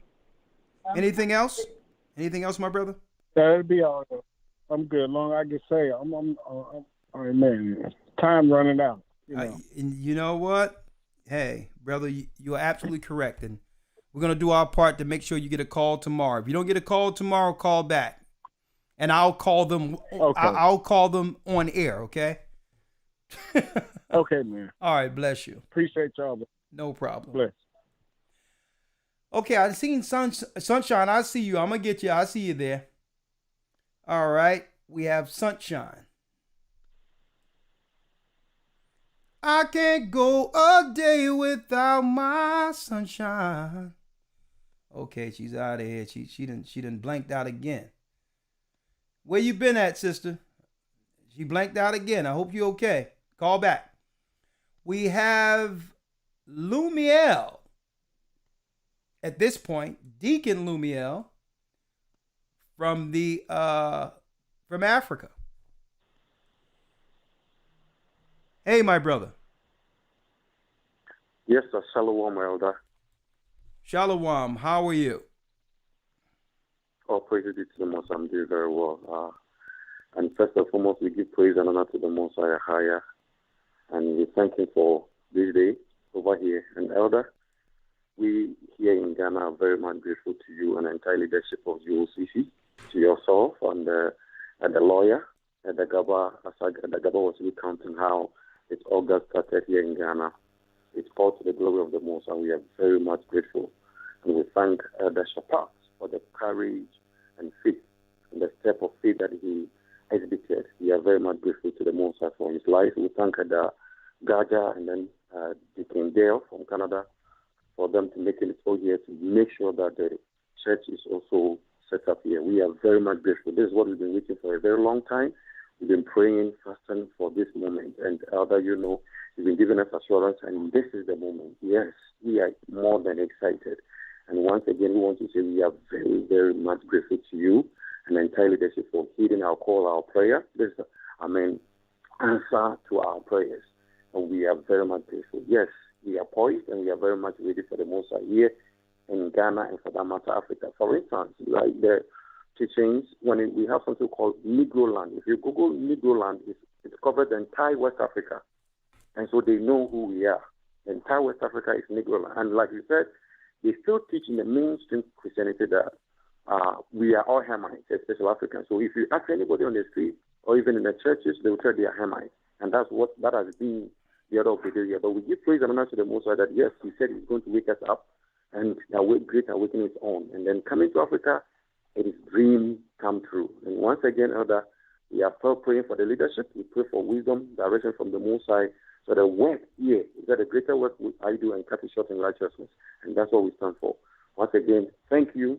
And thank again to Elder Shapat. We are very much grateful to have him here in Ghana. Shalom, Elder. And then I leave the rest for another time. Thank you, sir. Well, shalom to you, brother. And thank you for stepping up. There's a lot of work and there's a lot what we're going to ask of you and your obedience and humility. I met you the other day. I've talked with you many days, but hey, your humility is going to be needed to continue in that same spirit. And And don't ever let anyone move you from that rock, which is Christ, brother. Continue, and the Most High is believe me, he's gonna grow you into something well beyond you've ever thought was possible. Keep that humility, and hey, let's get ready. We got a lot of work to do. You can move me out. Bless you. All right. Shalom. All right, I'm gonna place you on hold. All right, Parker has a question. How you doing, Parker? Hey, Shalom, Elder. Shalom. I had a question. I was hoping that, like, one day you guys create a lesson about not tolerating certain things. I was listening to a story that you were talking about not letting, I don't know what's the name of those guys, but they were trying to put a meter on your house, the kind that messes with your a person's brain. Okay, and, you're talking about one of those automatic electric meters for the side of the house. Yeah. And you would say similar stories to that, not in relation to electric meters, but I was saying, I was listening to the story. I was like, man, I wish I had that quality that Elder had. But then I realized what type of quality that is. That's non-tolerance. You're not tolerating certain things. You know? I think exactly. I don't believe in tolerance. I think tolerance is bad. Tolerance means that someone is imposing something negative in your space and expect you to accept it. I don't believe in being more tolerant. Okay, I believe that you shouldn't put me in a position to have to tolerate you, right? Because what? Right. That word in itself says what? No boundaries. That means there's no boundaries. So you must set your own boundaries, and on what is not accepted and what will not be tolerated. So you're not just gonna come in my house that I paid for, and think you're gonna put something on the side of my house without permission.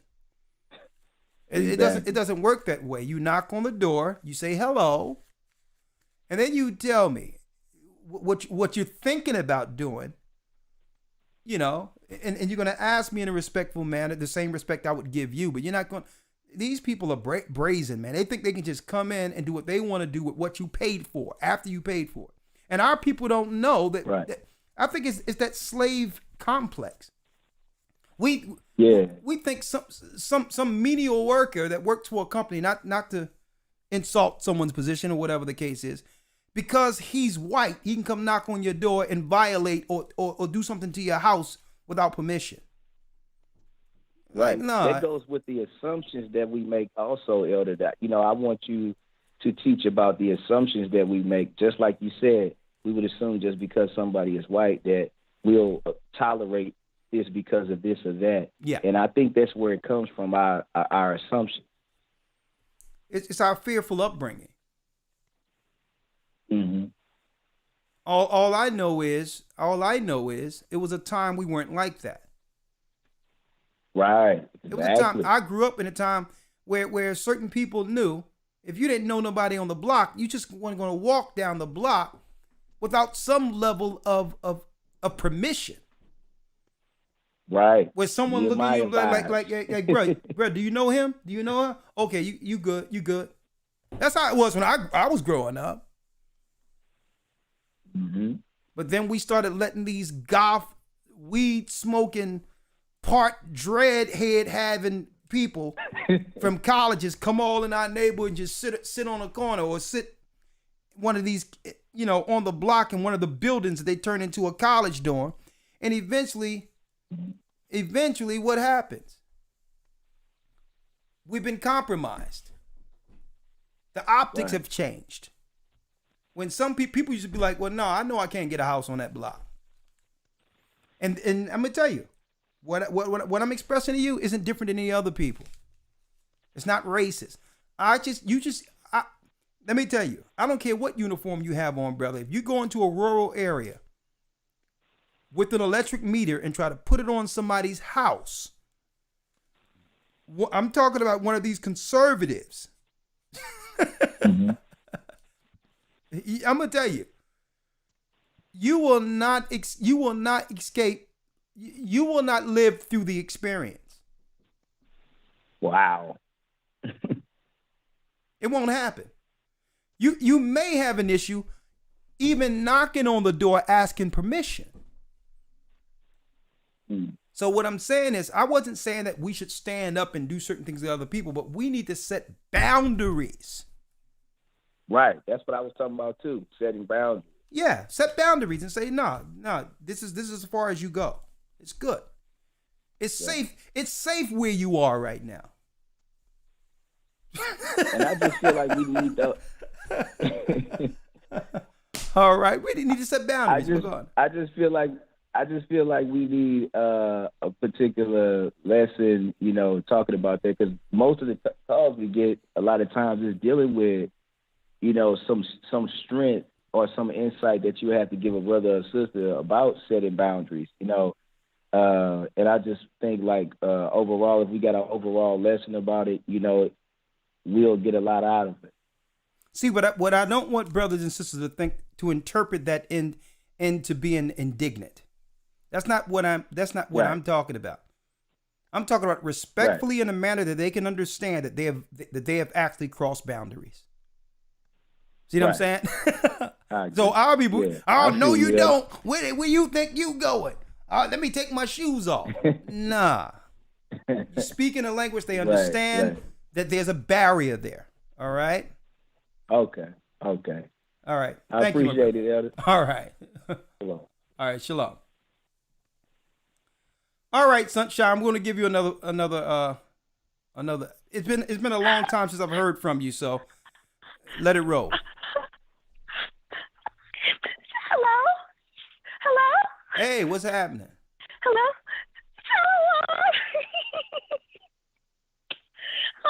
Can I ask what? Okay, why are you so happy when we bring you on? Take us through that real quick. Is it an over anxious? What is it? I was so excited. Excited. That's the word. I hung up by accident this time. Okay. I was so excited I hung up the phone. Oh my goodness. You know what they say in the You know what they're saying in the comment section, that every time we pull you in, it's like someone's tickling your feet for some reason. But go ahead, Susie. Go ahead. Let it fly. Let it fly. Excited. Let it go. Let's go. Shalom, I'm so excited. I'm so in my feelings tonight, Elder. Live in Africa, Children of Israel, we're there. Let's go. Okay. It's just so beautiful to see the elders together and watching the flock of the Most High Pastor building towards the kingdom of heaven and following the path as did the disciples before, and continually spreading the gospel, the good news, despite the obstacles during, all these last days, the days as Noah were in such a wicked time, to see the saints of the Most High continue on this narrow path. And multiple options offered, or even co-work, is just heartwarming, and it's joyful, told even secondhand. And this moment seen tonight reinforces my happiness to be graced with this truth just coming out of the first fruit. I'm so grateful for that spirit that would guide us onto the day of redemption, and my reflection on exactly what Christ has done through his sacrifice so that we can receive the promises, of Abraham according to prophecy, and through this mercy and such heavenly love is just overwhelming and truly humbling. And I'm exceptionally happy to see my elders in wellness and strength and communing one amongst another, and thoroughly blessed beyond measure. And through my experience with this church, learning my place as a woman under the men of the Most High, including my husband, as the order in Corinthians shows, I'm continually in thirst. Okay. I'm continually in thirst and desirous of being what I ought to be according to the word. And when I think of my purpose to the teachings of this church, you know, my old desires towards vainglory and worldly aspirations, they have died. And I've come to the firm understanding that all I want in all my ways for all my days is to be that virtuous, righteous woman of Zion, that daughter of Zion. And if it be the Most High's will to be a living sacrifice and through my example help my daughters and any of Israel and the Gentiles, you know, who desire righteousness and want to shun evil. And so all by the grace of the Most High, our Father, I'm just so grateful. And I think I'm unusually happy, Elder, because I am happy. And I'm so grateful to be with you guys. And I'm so looking forward to an itch feeling for the Academy. Oh, yeah. Because that's exactly, I love the Academy and it's home. And there's nothing else that I really want to do on Sunday, but be there in the Academy every single time it ever happens by grace of the Most High. So I'm just grateful for this truth, and I'm just happy to see that you're blessed. And that's all I wanted to say, elders. That's all I wanted to say. Well, thank you, sister. I'm Bless so you. happy. There goes sunshine. You know what? So happy. You know, it's good to know, you know, she always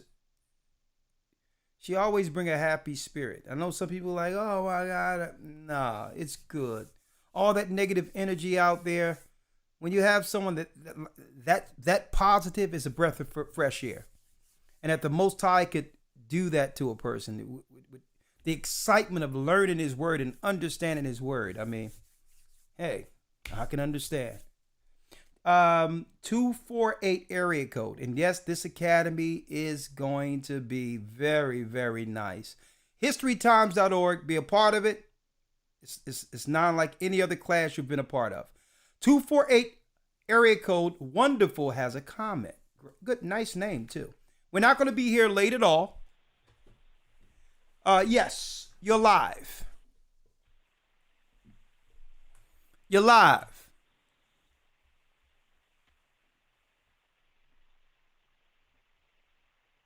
Okay, wonderful. Tracy. Elder Lawyer, I found one of the old songs I'm going to play tonight, man. One of the old songs is going to be on the album. 404 area code Tracy is her name. Tracy. Hi. Have you seen that short documentary called The Re-Emergence of the Jews of Nigeria? The Re-Emergence of the Jews of Nigeria? Yes. No, it's real short. Okay, I'll look it up. What blew my... It's in a place called Abuja, Nigeria, Abuja, Nigeria. Yeah. And I was watching it, but the one thing that stood out the most is what the white Jewish man said to them. It's a group of Nigerians. It's real small, probably about the size of the people you have in your African group. What happened there? Well, their ancestors have been passing it on that they're Jewish, right? That they're Israelites. So they reemerged. Yes, they reemerged. They started Jew. That's what they call it. They didn't say Jewish, but Jews. But the reason why we usually correct that, because that term Jew came after during the time of the Maccabees, when the Edomites began to convert into Judaism. Before that, every Israelite was recognized by their tribe and nation. Like the example, Paul. Paul never said he was Jewish. Paul said that I'm an Israelite from the seed of Benjamin, the tribe of Israel, right? I'm an Israelite from the seed of Benjamin, right? So they would identify themselves by tribe and nation, not by religious persuasion. Okay, that's the difference. That's why I want to make sure I make it clear, just to edify to people the difference between someone saying, I can convert to Judaism and be Jewish, but that wouldn't change my nationality. I'm still an Israelite through blood from the seed of Judah.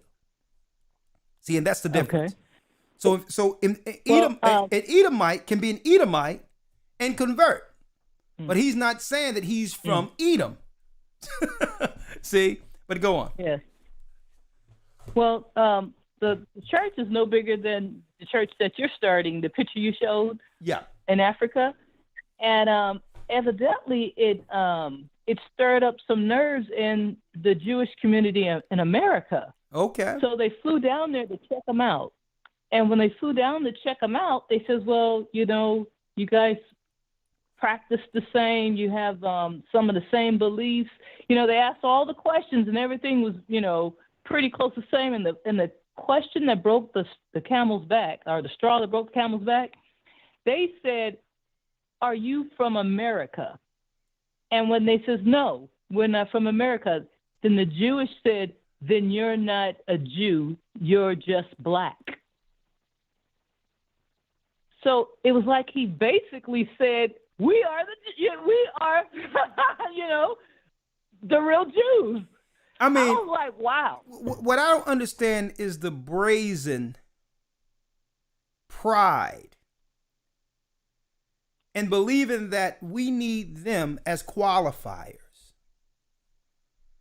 They don't listen. The only one who can qualify us. Listen, the only one who can qualify us is the Almighty. We're not looking for their acceptance or to qualify who we are, and that's the problem. A lot of us look to them to be accepted as the qualifier when they have never been the qualifier. The Most High is. I don't have to go to you and have you qualify my ethnicity. I'm suffering the curses according to God. The signs are the curses, not your DNA test. Exactly. So it's a shame that some of us don't feel, you know, credible without their acceptance, which is also a curse in of itself. We don't need them as a qualifier. They're an echo chamber speaking to themselves at this point. Well, I don't think these people cared that he qualified them. But what blew my mind is he admitted it. You know what I mean?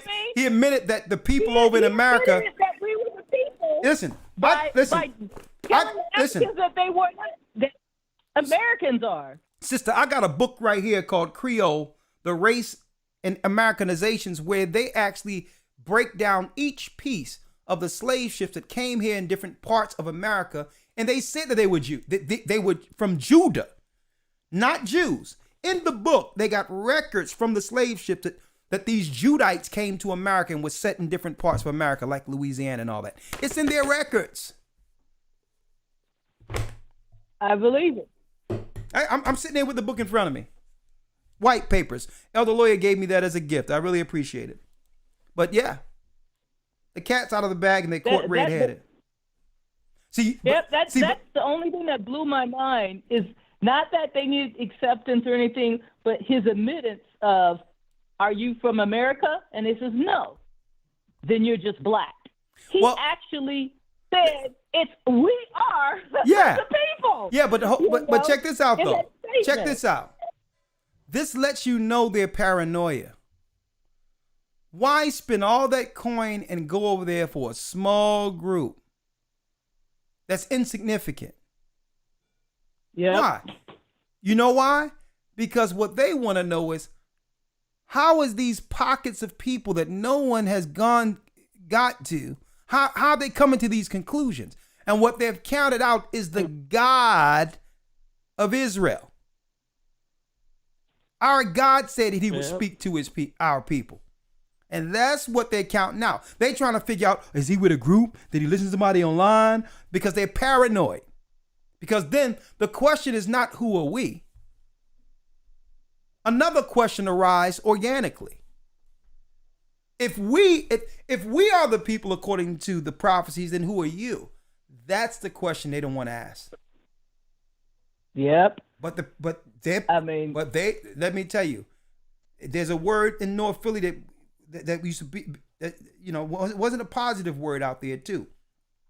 Right now they are skissing, okay? They out there scavenging in their echo chamber because let me tell you, they cannot stop what the Most High is doing. Unfortunately for them, it's just more signs that, according to the Bible, that their time's up. But you have the last word. Yeah, I mean, just watching how Nick Cannon got in trouble for saying who he was, or when Whoopi Goldberg made a comment, how she got suspended. You know, in America, they don't want us to know, but they could go all the way to a country that they think don't have internet, evidently, and straight up tell them, if you're not American, then you're not the people. You're just black. You know what I mean? Like us, but feel free to tell a small country that nobody will probably visit who we really are. Okay. So I just thought that was interesting. How long did you say that piece was again? The video? I don't know how long ago it was, but I watched it a couple of weeks ago, and I downloaded it. I saved it into my. I'm just asking, computer. how many minutes is there for this particular video? Short. It's probably about 10, 15 minutes. Okay, I'm gonna look at that tonight. Thank you. You gave me something to look at. Okay. We may have a whole program on that one. I really appreciate it, sister. Okay, Tracy? Oh, cool. All right, thank you. You have a great day. You're welcome. Great caller. I mean, what business is it of theirs, Elder Lawyer, if our people practice some form of what they would call Judaism? Right. And I think it goes back to what we were mentioning earlier. It starts to come a time in which we start to practice what we read in Scripture. We start to come back to the laws, statutes, and commandments, and we start to perceive this as an identity. And we begin to realize that, as you mentioned, we don't need them as qualifiers or validators. Yeah. So I think that's the point that they eventually fear us coming to, us not needing to go to them, to their places of worship, to go to their houses of schooling as a means of validating what we are and who we are. And I think they fear that a lot. Yeah, but Elder Lawyer, you can put your video on too, if you don't mind. Seeing the benefits of knowing, because even Paul says, what advantage has a Jew? Much every way, because unto them was given the oracles of God. If they know there's a benefit of being that, and see some people, our people in a remote area practicing similar religious practices, shouldn't that be celebrated by their community? If it's the right path that works for them and their family, why not just celebrate it? Is there something wrong with being that? Right. And that's a good question. You would think so. But we find time after time, it for some reason, it seems like it's something that's more so of a nightmare than an actual dream. Like the goal of the scriptures, it states that, eventually the whole world will give the Most High praise. That should be the desire of the people of the book. But obviously, that's a whole another conversation within itself. But yeah, it seems like it's something. Or maybe, Lawyer, they don't want. You think it's some people that don't want us to be a part of an exclusive club? Great question. I wish someone listen. They got the echo chambers. They beating their heads on the walls, talking to themselves at this point, because the Most High is waking up His people. We care less what they think. We don't need their validation. But all in all, if they see us practicing, automatically they're looking to come and diffuse or try to discredit it. When you should want our people following the law. Isn't the world a better place if we're not eating pork, shrimp, crab, or lobster? If we're not killing each other? If we now respect each other under the laws of Moses that you claim are part of the New Age laws that made the earth better when the whole earth practiced those laws? Shouldn't they celebrate our people being Israelites or Jews? Or is it exclusive? Why can't you come out and tell us no? It's only exclusive only for us. If that's the case. But go ahead, Elder Lawyer. I'm sorry. You got the last word on that. No, sir. That's pretty much it. And I think that's a good question to leave out there for another topic, for another day. Is that really what it is? They have an exclusive belief system, an exclusive nation, in which there is a criteria by which you must be amongst them. And if that's the case, why can't we have the same thing? Exactly. Again, that's another conversation in itself. I mean, you don't want to come off racist, do you?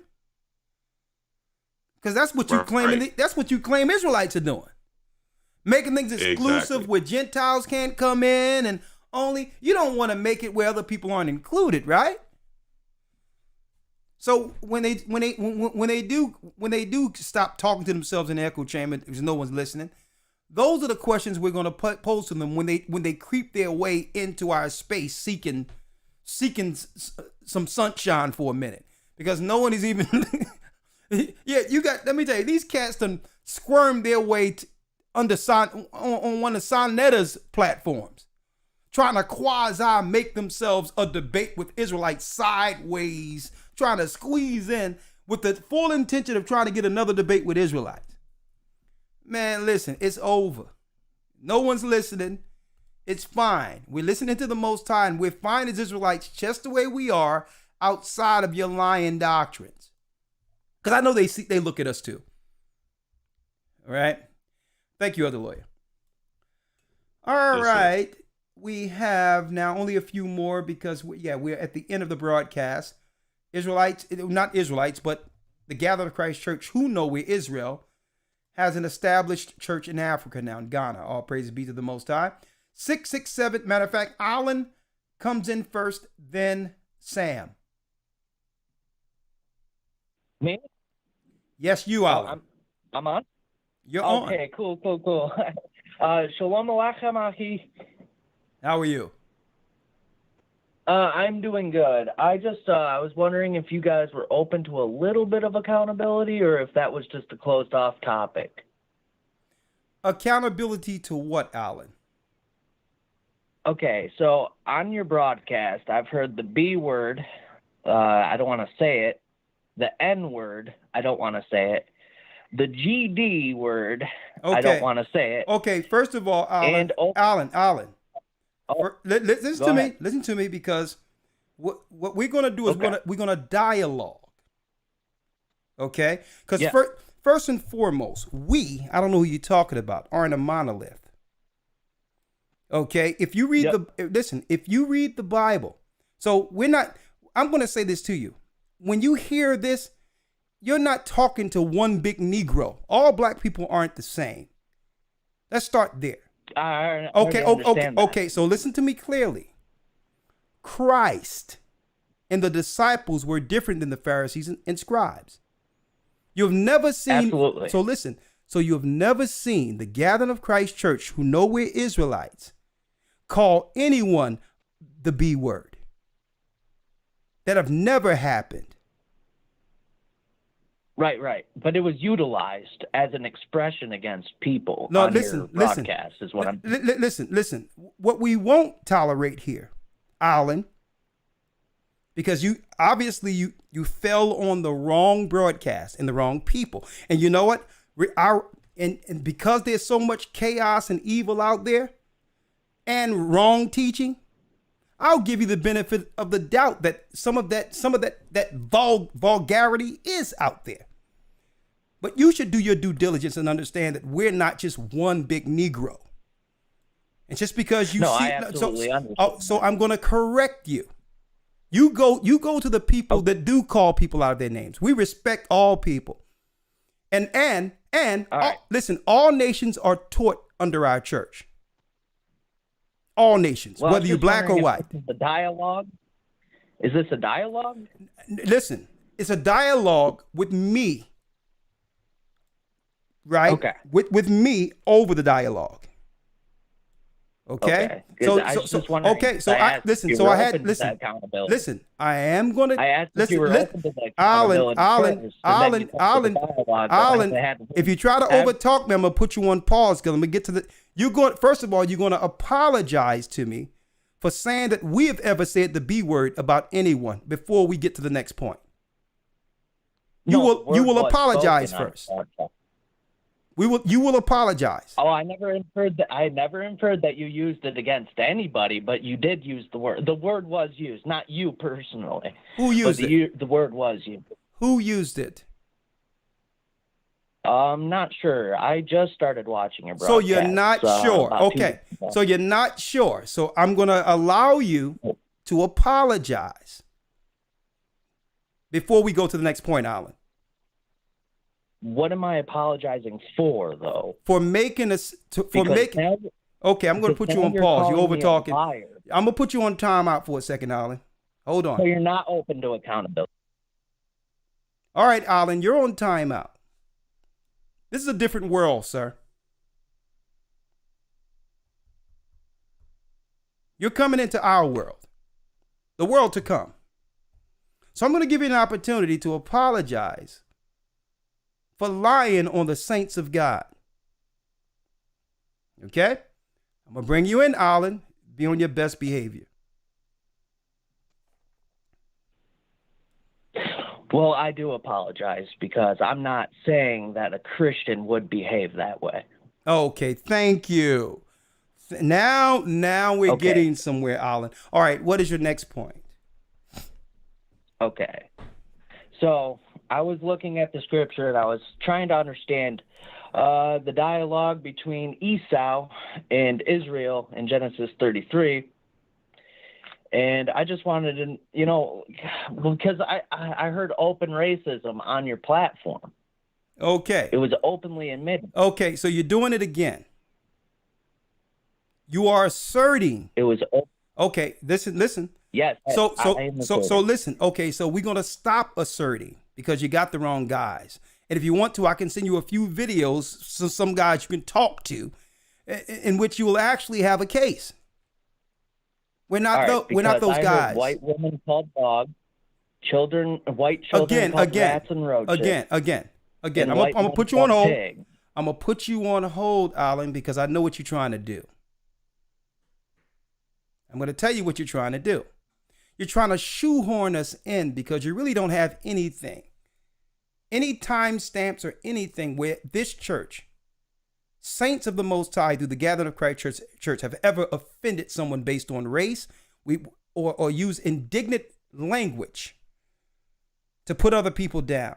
But if you can put on record on YouTube, out there, you shoehorn us in with those that's right, that you're going to call nationalists and deem terrorists. So what you're playing a very dangerous game, Alan. That's why you're on timeout. So I'm going to bring you in once more, okay? And I don't know how long I'm going to tolerate your disrespect. You're in a different world, Alan. Okay? I'm going to give you one more chance. I'm going to bring you out of timeout. Okay? Once more, you're not going to assert that we called someone anything because we've never called a person a dog. Ever. You got one more time. 3 strikes. You know the game of you know the game of baseball. Okay? Alan. Okay. Yes, sir. Okay, you're going to apologize for saying that we've ever called anyone dogs. Say you're sorry. I am sorry. Okay, thank you. All right. Now let's go to the scripture you were talking about in the book of what? Ezekiel, you said? Or Genesis? What? All right. But can I first quote a scripture? No, you can't quote anything. Give us the scripture you quoted before you apologize. But in everything, with prayer and supplication, make your requests be made known unto God. Be careful. Okay. All right. Get yourself together, man. Find Christ and get some water. And we got some brothers that probably come over from the overseas Africa who are the children of Israel. We got Judah, Benjamin, and Levi over there who can teach you better, okay? All right? Get your life together, brother. I'm not going to allow you to do what you're doing. I see you, Alan. I see you, my brother. But you know what?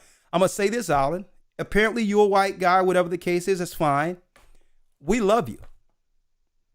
We love you and we care for your salvation and hope that you find the right path. And we're here to be a light to the Gentiles. We love you, my brother. Okay? All right, let's go to, and you want a permanent timeout too. Okay, permanent one. All right? All right, 667 area code. Go on. Before we were rudely interrupted. All right, 667 area code. Yeah. Praise the Most High. How are you? Wow.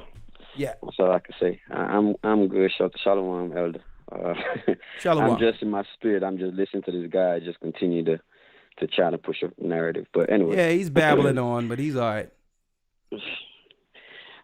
I just want to say I'm grateful that I'm with the body now. I'm finally fellowshipping. It's been about, I think, a little bit over a month. I finally celebrated my first fruits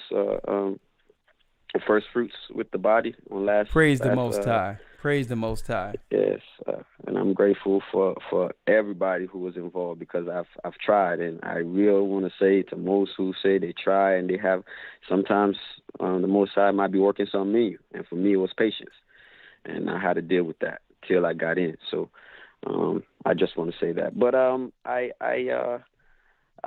had a conversation with one of my brothers from the body in New Jersey. Yeah. The other day, and I'm from Sierra Leone, and okay. I was just explaining to him, what my some history about my country, and I was just telling him what the meaning of my country means, and Sierra Leone really means Lion Mountains. That's I think the Spanish people who came, the Spanish Inquisition who came through Sierra Mountains. They called it Mountains of Lions, but Lion Mountains. And we was going through it, and I was explaining to them the reasoning why they called it that, because when they came around the peninsula, the capital of Freetown, when you really actually look at the mountains, it looks like a lion really crouching down. And he was like, "Oh, Sam, hold up. What did you say?" I'm like, "Yeah, that's the reason why they called it that." And he brought me to the scripture, which was Genesis 49, when Jacob was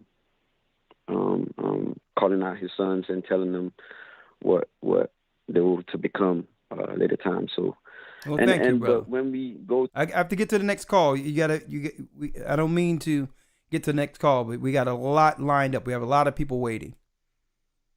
Let's get to the next point, if you don't mind. I'm with you, sir. I was just sharing. I was just sharing that story, right? That's pretty much it. I don't have no other. All right. Well, thank you, Sam. To bring up. Thank you, Sam, and welcome to the body. All right, bless you, my brother. And because we got a line up, we have a lot of calls here, so I apologize. I have to get through them. Brittany has a question. Shalom, Elder. I had a quick question about Job. Sure. I've been studying my word, and when I'm reading through Genesis, it says that Job was the son of Issachar. No, that's not the same Job.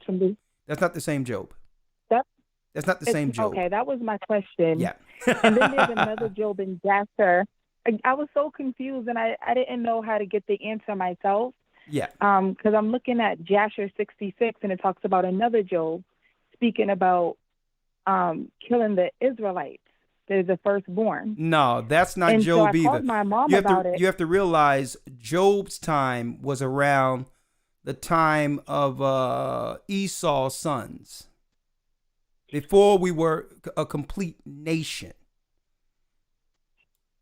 Okay, this was before we were a nation of Israelites, when Job was actually on the scene.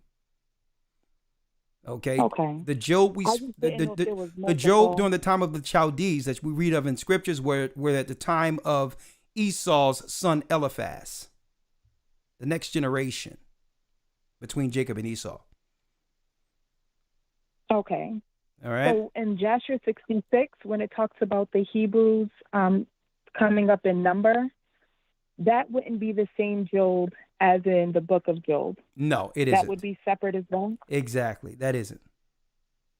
Okay. That was my question. Thank you right. so much, Elder. You're welcome. Shalom. All right. All right. Now I can understand that there's similar names all through the Bible. Like like there's many Johns, many Jacobs. Okay. A lawyer, are you with me? Yes, sir. I would love to hear your take on that quick experience that we had through our brother Island.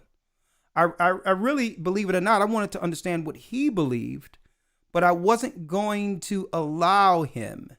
If you can bring your video on, Elder Lawyer. I wasn't going to allow him to tie us, to smear the church publicly through assertion. Right. And it right. seems as if his acts were intentional. Right? Yeah, very, very intentional. But go ahead. Let me hear your take on that. And I'm glad I got in front of it. But go on. I just want to see if you sense the same thing I did in listening to him. Yeah.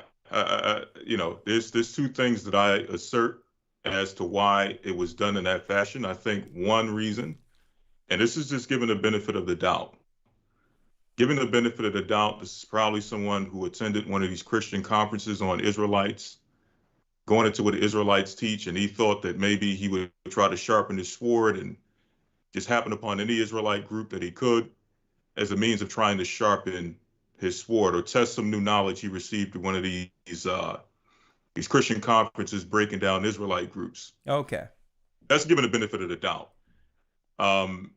If I was to go with my senses, it seems like that was done purposefully to try to make a record on YouTube that you have a YouTube page of Israelites using profanity, using foul language, and allowing that narrative to settle for a later situation. That's what my spirit is saying. Now, if this person is saying that we're saying these things and using that kind of language, which we do not allow, for those who don't know, we don't allow profanity to be used in the midst of our teaching.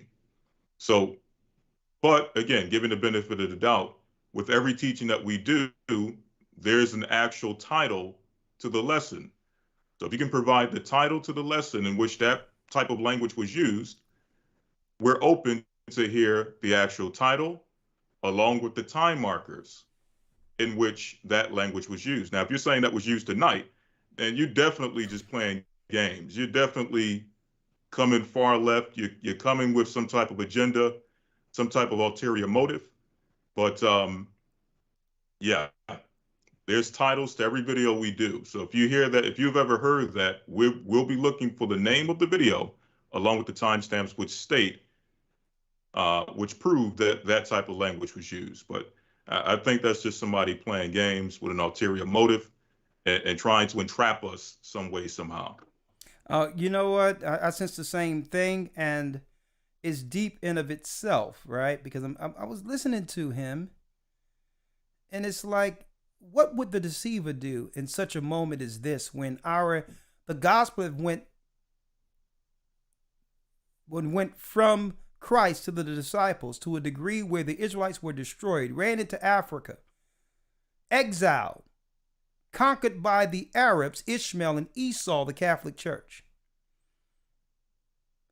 Our people suffered the slave ships, came over to America, lost all identity where God found us here, only for the gospel of Christ that they thought was, that they really extinguished out of the earth, to go back to Africa, baptize people in the true name of the Almighty, to let our people understand that the children of Israel throughout the four corners of the earth will soon be free. What better time than to come in with something like that to misdirect the whole conversation?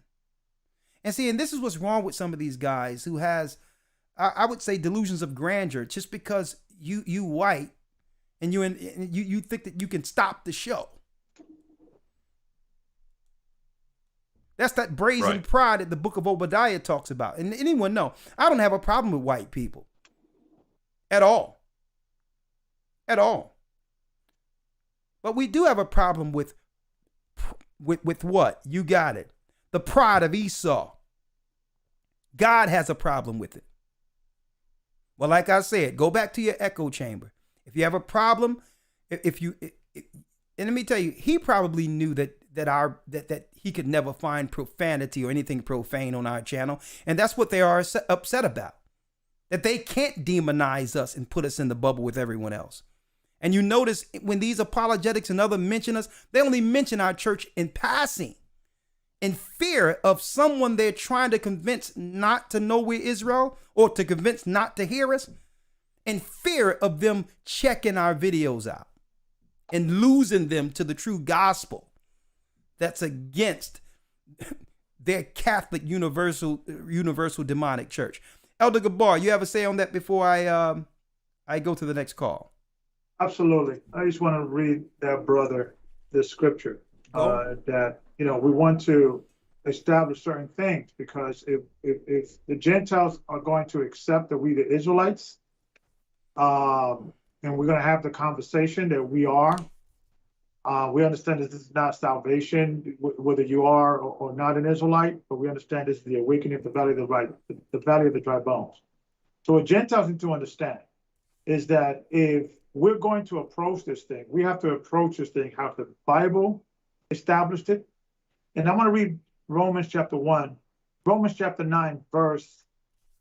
I'm going to go straight to the meat and potatoes of it, which is Romans 9:4, which reads, "Who are Israelites?" This is Paul speaking. "To whom pertains the adoption." The word pertains means ownership, or is associated with that particular person or thing or place. It pertains to who are Israelites, to whom pertains the adoption. So the adoption pertains to us, and the glory, and the covenants, and the giving of the law. So the people that God has appointed to give the law to humanity were us. In the service of God, we are the ones doing the service of God, the high priest, the sacrifice with the Levites. God has appointed the children of Israel to be the light to the Gentiles, not the other way around. So if Gentiles understand that relationship, not to say that they could come across some scriptures that the Most High has given them some understanding, but we are the filters whether that scripture is going to be doctrine. God has appointed us to be in that position. Mm-hmm. So as long as Gentiles are comfortable with that, we could have a conversation. And I'm going to, read the scriptures again. It says, which says, "Who are Israelites, to whom pertain the adoption, and the glory, and the covenants, and the giving of the law, and the services of God, and the promises, who are the fathers, and of whom, as concerning the flesh, Christ came, who is over all, God blessed forever. Amen." So God has a special place for Israel. Paul has repeated that all through the New Testament. I don't know why Christians, skip that part, right? Do not boast against the natural branches.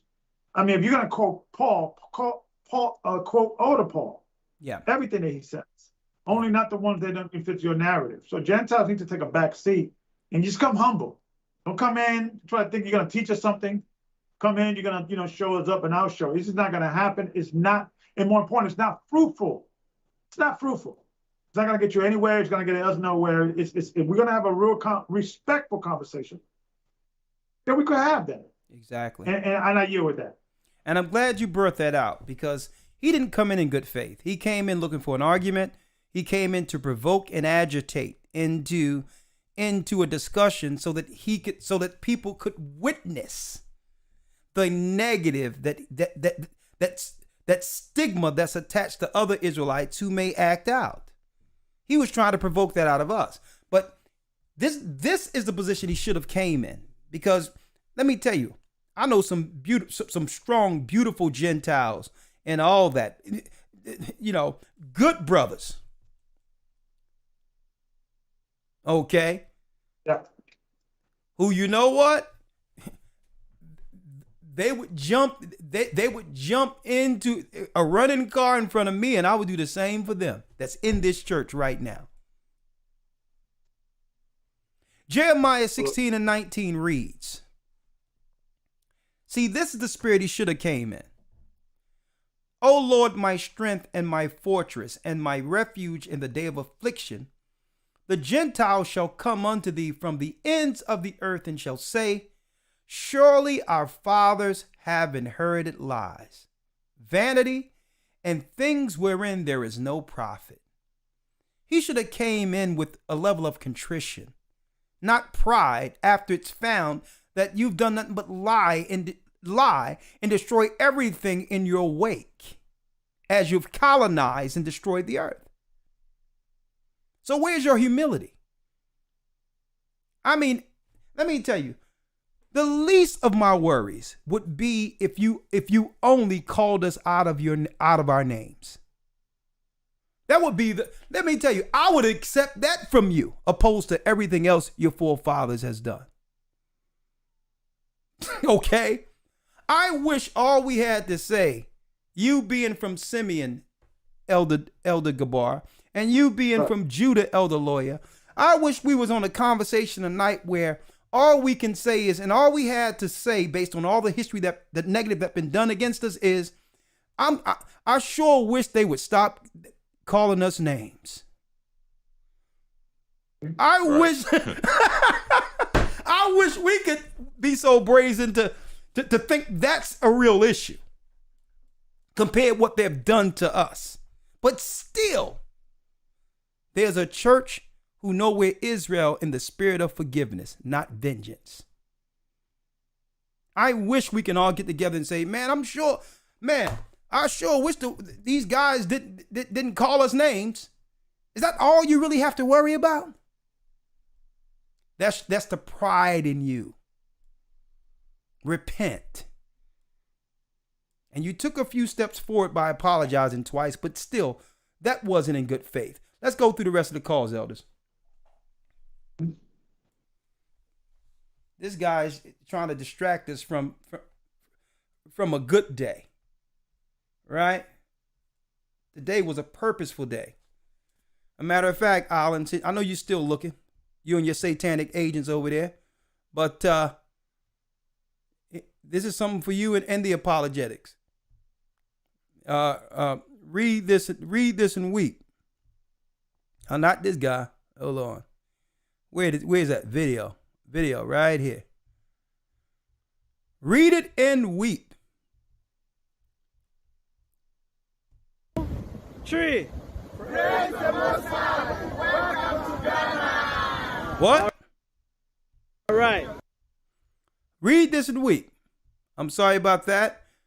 That was from I don't know if y'all knew this, but I had a scene up from when I gave a small eulogy on Kevin Samuels last week in his untimely death.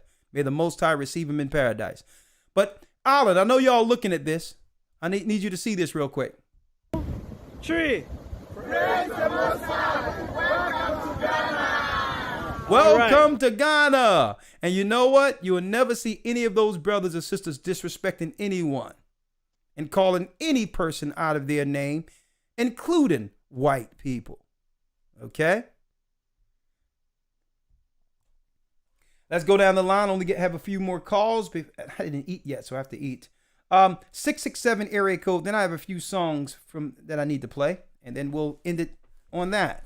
667 area code. Nah, Elder, I was just on. You took my call. I was the last person to go.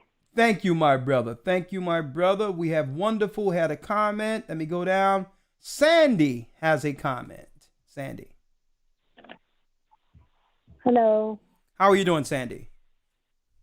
I'm doing fine. I'm calling from Los Angeles, and I heard that guy who called in, but that was just a demonic thing trying to, you know how busy Satan is. Mm-hmm. But anyway, I was calling because I'm reading the King James Version. Yes. And I needed to if you could recommend a teaching Bible to help me along the way while studying. Okay. Do you have a center column reference in your Bible, King James? Yes. Okay. All right. Are you in the academy? No, but I did speak to the guy, and he said that he would take my information and.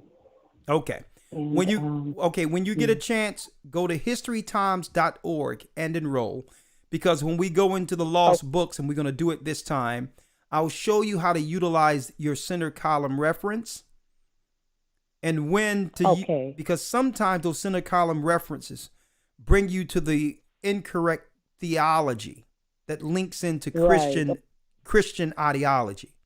I can show you how to use those center column references to get around, but use the precepts as they were intended according to God, not how the Christians have framed their precepts to block you out, to block us from understanding who we are. Okay. Oh, wow. Yeah. Okay, thank you. Yeah. So when it comes to certain scriptures talking about us, they'll go into scriptures like world, all. Right. Right. So, and that's what they'll do through the precepts to throw you off, to not have us know that God is speaking about a specific people in the Old and New Testament. So I'll go through that. But but your center column reference and understanding the precepts, being properly taught. It says when one should become a teacher, one ought to be a teacher. He must learn again, which be the first principles and oracles of the Almighty. So you have to learn the precepts from the beginning to get the correct narrative. First, starting with understanding who the people are. Okay. All right. I mean, you can do it that way. Another way you can do it, it's probably a longer process, but it works too. Because when I was growing up, I didn't have the convenience of having all that information that you receive in the Hebrew and Bible Academy and put together like that. Right. But I took copious notes when I was getting taught. So I would take notes.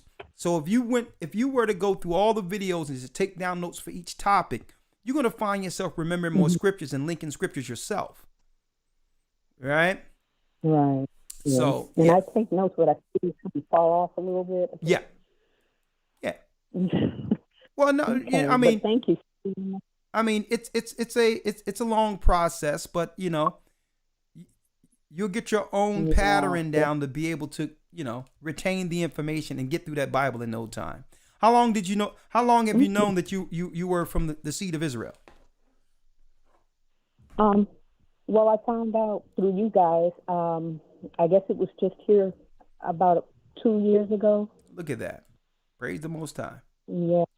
All right. Yeah, and it really opens my eyes, and I really appreciate you guys and love you for that, and I just want to continue learning and get baptized and everything. Well, praise the Almighty. All praises be to Christ, Yeshua, okay? Well, thank you, sister. Okay. All right. I'm going to place you on hold. Another daughter of Zion who have come to the knowledge of the truth. Ain't that something? All right. We have one more call before I open up. Let's see. Ray has a comment. Before I play the songs, and then we're going to end it. Some songs we ran into that was recorded years ago. Shalom. How you doing, Ray? Shalom. Shalom. Can you hear me? You're the last call for today. Perfect. Have you ever heard of this author called Timothy Neal Sorsdale? It's called what? Your phone isn't clear. Oh, I say an author called Timothy Neal Sorsdale. Timothy Neal Forresdale. It sounds familiar, but what exactly is the work with him? Okay, here's the thing. You remember like a while back you were saying you were going to have somebody put together the scriptures with the correct names like Ahaya, Ishaya, and stuff like that? Yeah. Apparently, this guy took the liberty of doing it and gave credit to your church in the back of his book. Yeah, I heard about that. Now, all of the words, and the name of the book is called Ishaya. I don't want to promote I don't want to promote anything outside of the church like that, but I'll hear your word. I've heard about that, but go on. Okay, but the reason why I was saying that is because I wanted you to check the book out and like go over it and then probably do a lesson on it because you have a lot of interesting information in there. But it is supposed to be the King James version of the Bible, but with the correct names in it. Well, one was sent, but I didn't have an opportunity for Elder Lawyer to go through it. I mean, we're so busy. I apologize, but you know, eventually we will get around to it, and eventually there will be one made through the Gathering of Christ Church. Not to say anything about his. We've been talking about it beforehand.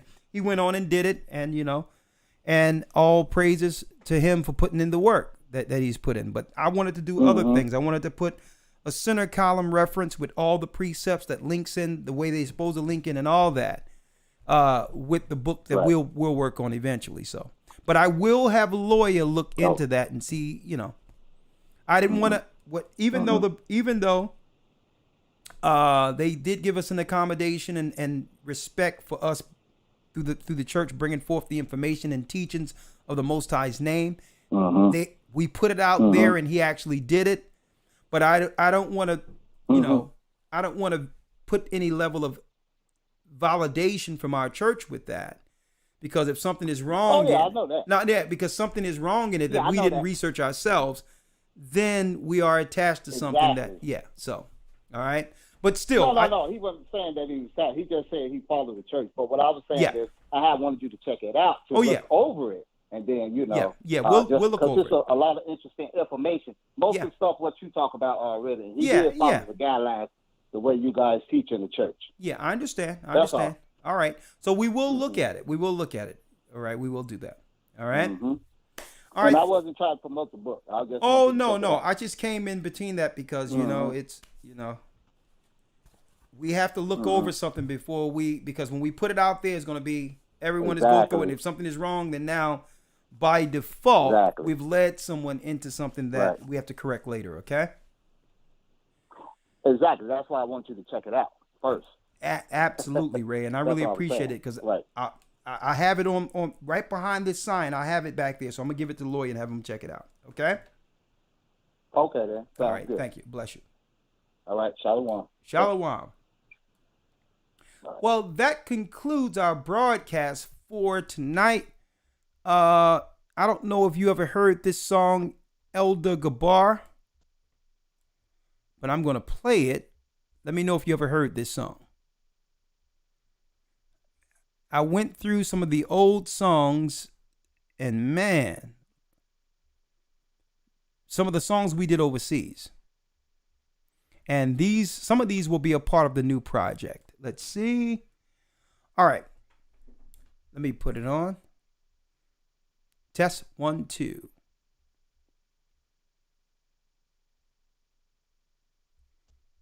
All right.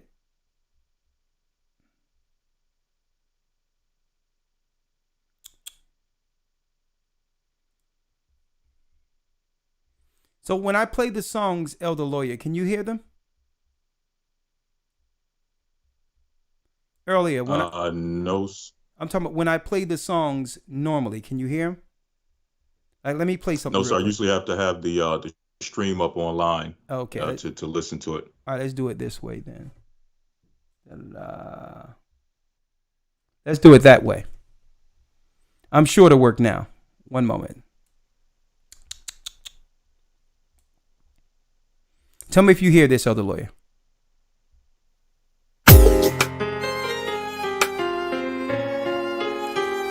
Yes, sir. All right, here it is. Lawyer, tell me if you remember these, man. Real quick. I was playing them the other night. I'm like, oh my goodness, I thought we lost some of these songs.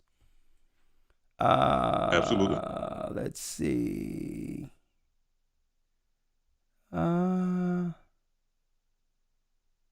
One second.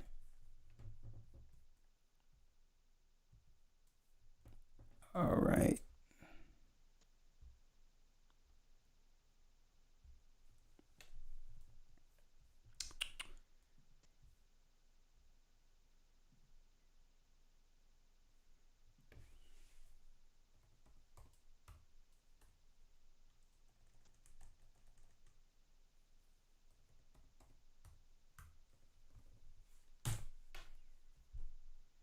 One second. All right.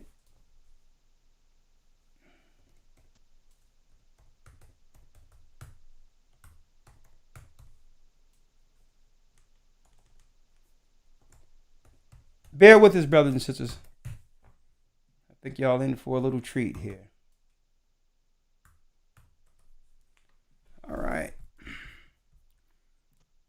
I was amazed at some of the work that was done outside of the country. Full circle.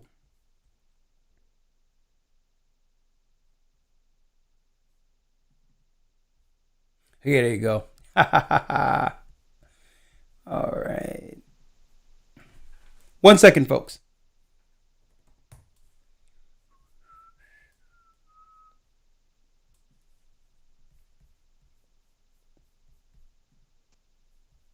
This one.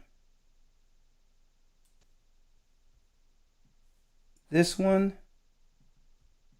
And last but not least, got that one, and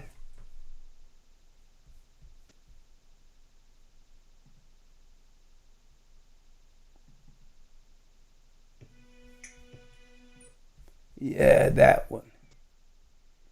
Back in the day. Here it is, folks.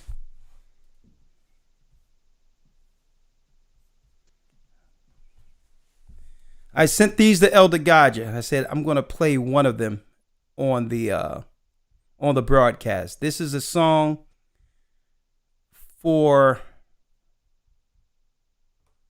this time of season.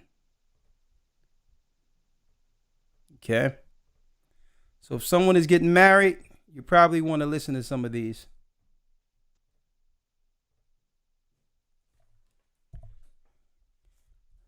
All right.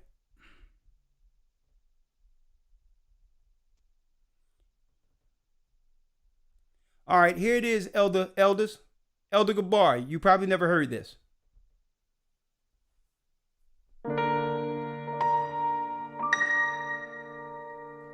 It's called So Beautiful. I've been waiting for this moment to see you. You're standing here. I can't contain this feeling for later. I wish that later was here. You look just like a flower in full bloom. Don't wither away.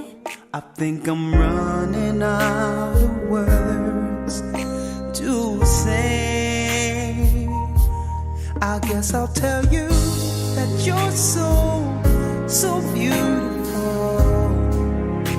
Glad you came away. You're simple yet beautiful. I'll do anything, just stay. You were made for me. Please don't go away. You're such a beautiful girl. You're wonderful. I remember asking for your hand and hearing I do. I'm so proud to be your man, and no one could compare to you. Tonight is the night that our love will come together to stay.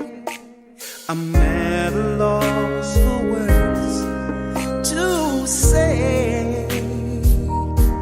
I guess I'll tell you that you're so beautiful. Glad you came away. So simple yet beautiful. I'll do anything to stay. You were made for me. Please don't go away. You're such a beautiful girl. You're wonderful.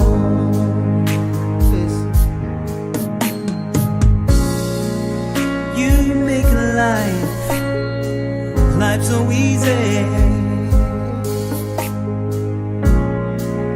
When times get rough, I think of you. Sometimes I don't deserve how you treat me. This is my gift, your special day.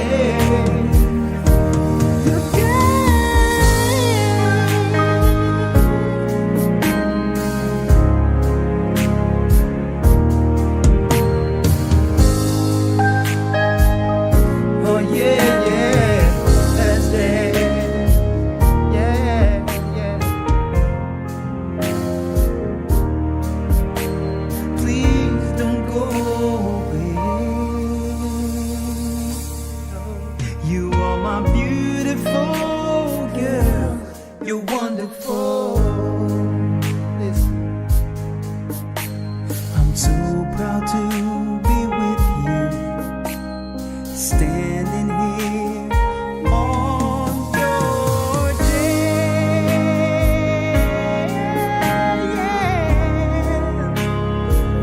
My baby is simple but beautiful.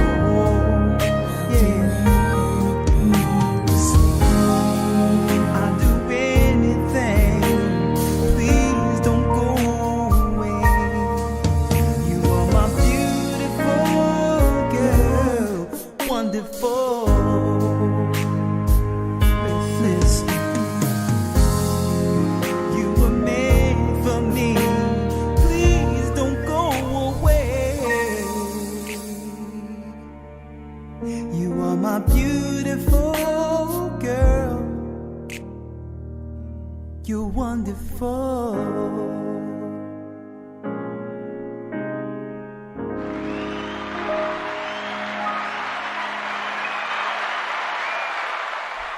Okay, Elder Gabar, you heard that one yet?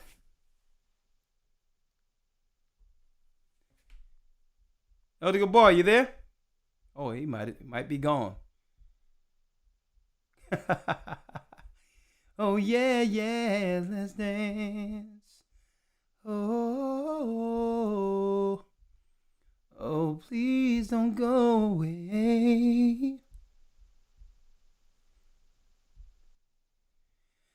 Yeah, you may have stepped away. Okay.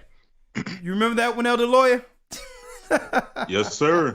Yes, sir, man. Brings back memories. So many. That's the beautiful thing about music, man, is there's memories attached to every song. Yeah, All yeah. praises. All praises, man. I went and found that stuff. You know, there was a hard drive where all these stuff was gone, and I found some stuff. I thought it was gone, but it'll be on the next project. With that, Elder Lawyer, Yes, sir. it's a good day today, right?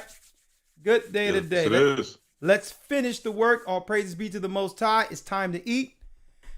Oh, Elder Gabar, you heard the song, man, or what? Or you went away?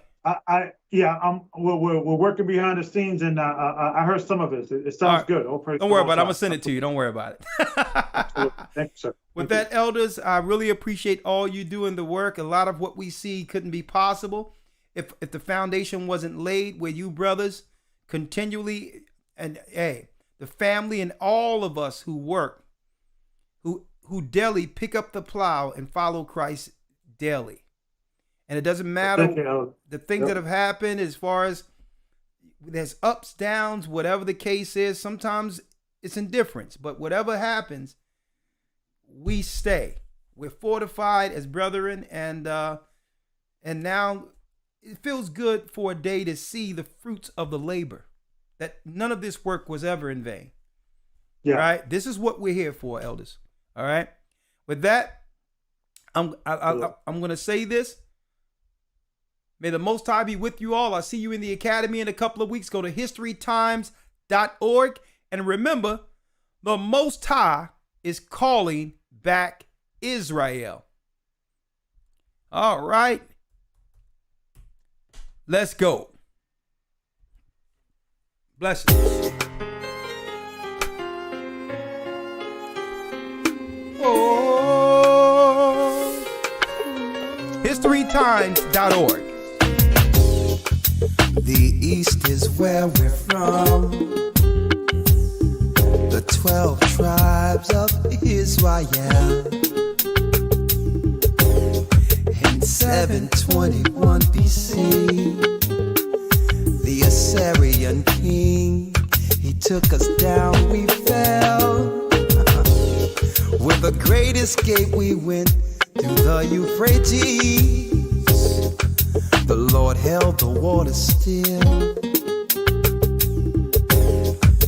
To a land where no mankind dwelt, we went.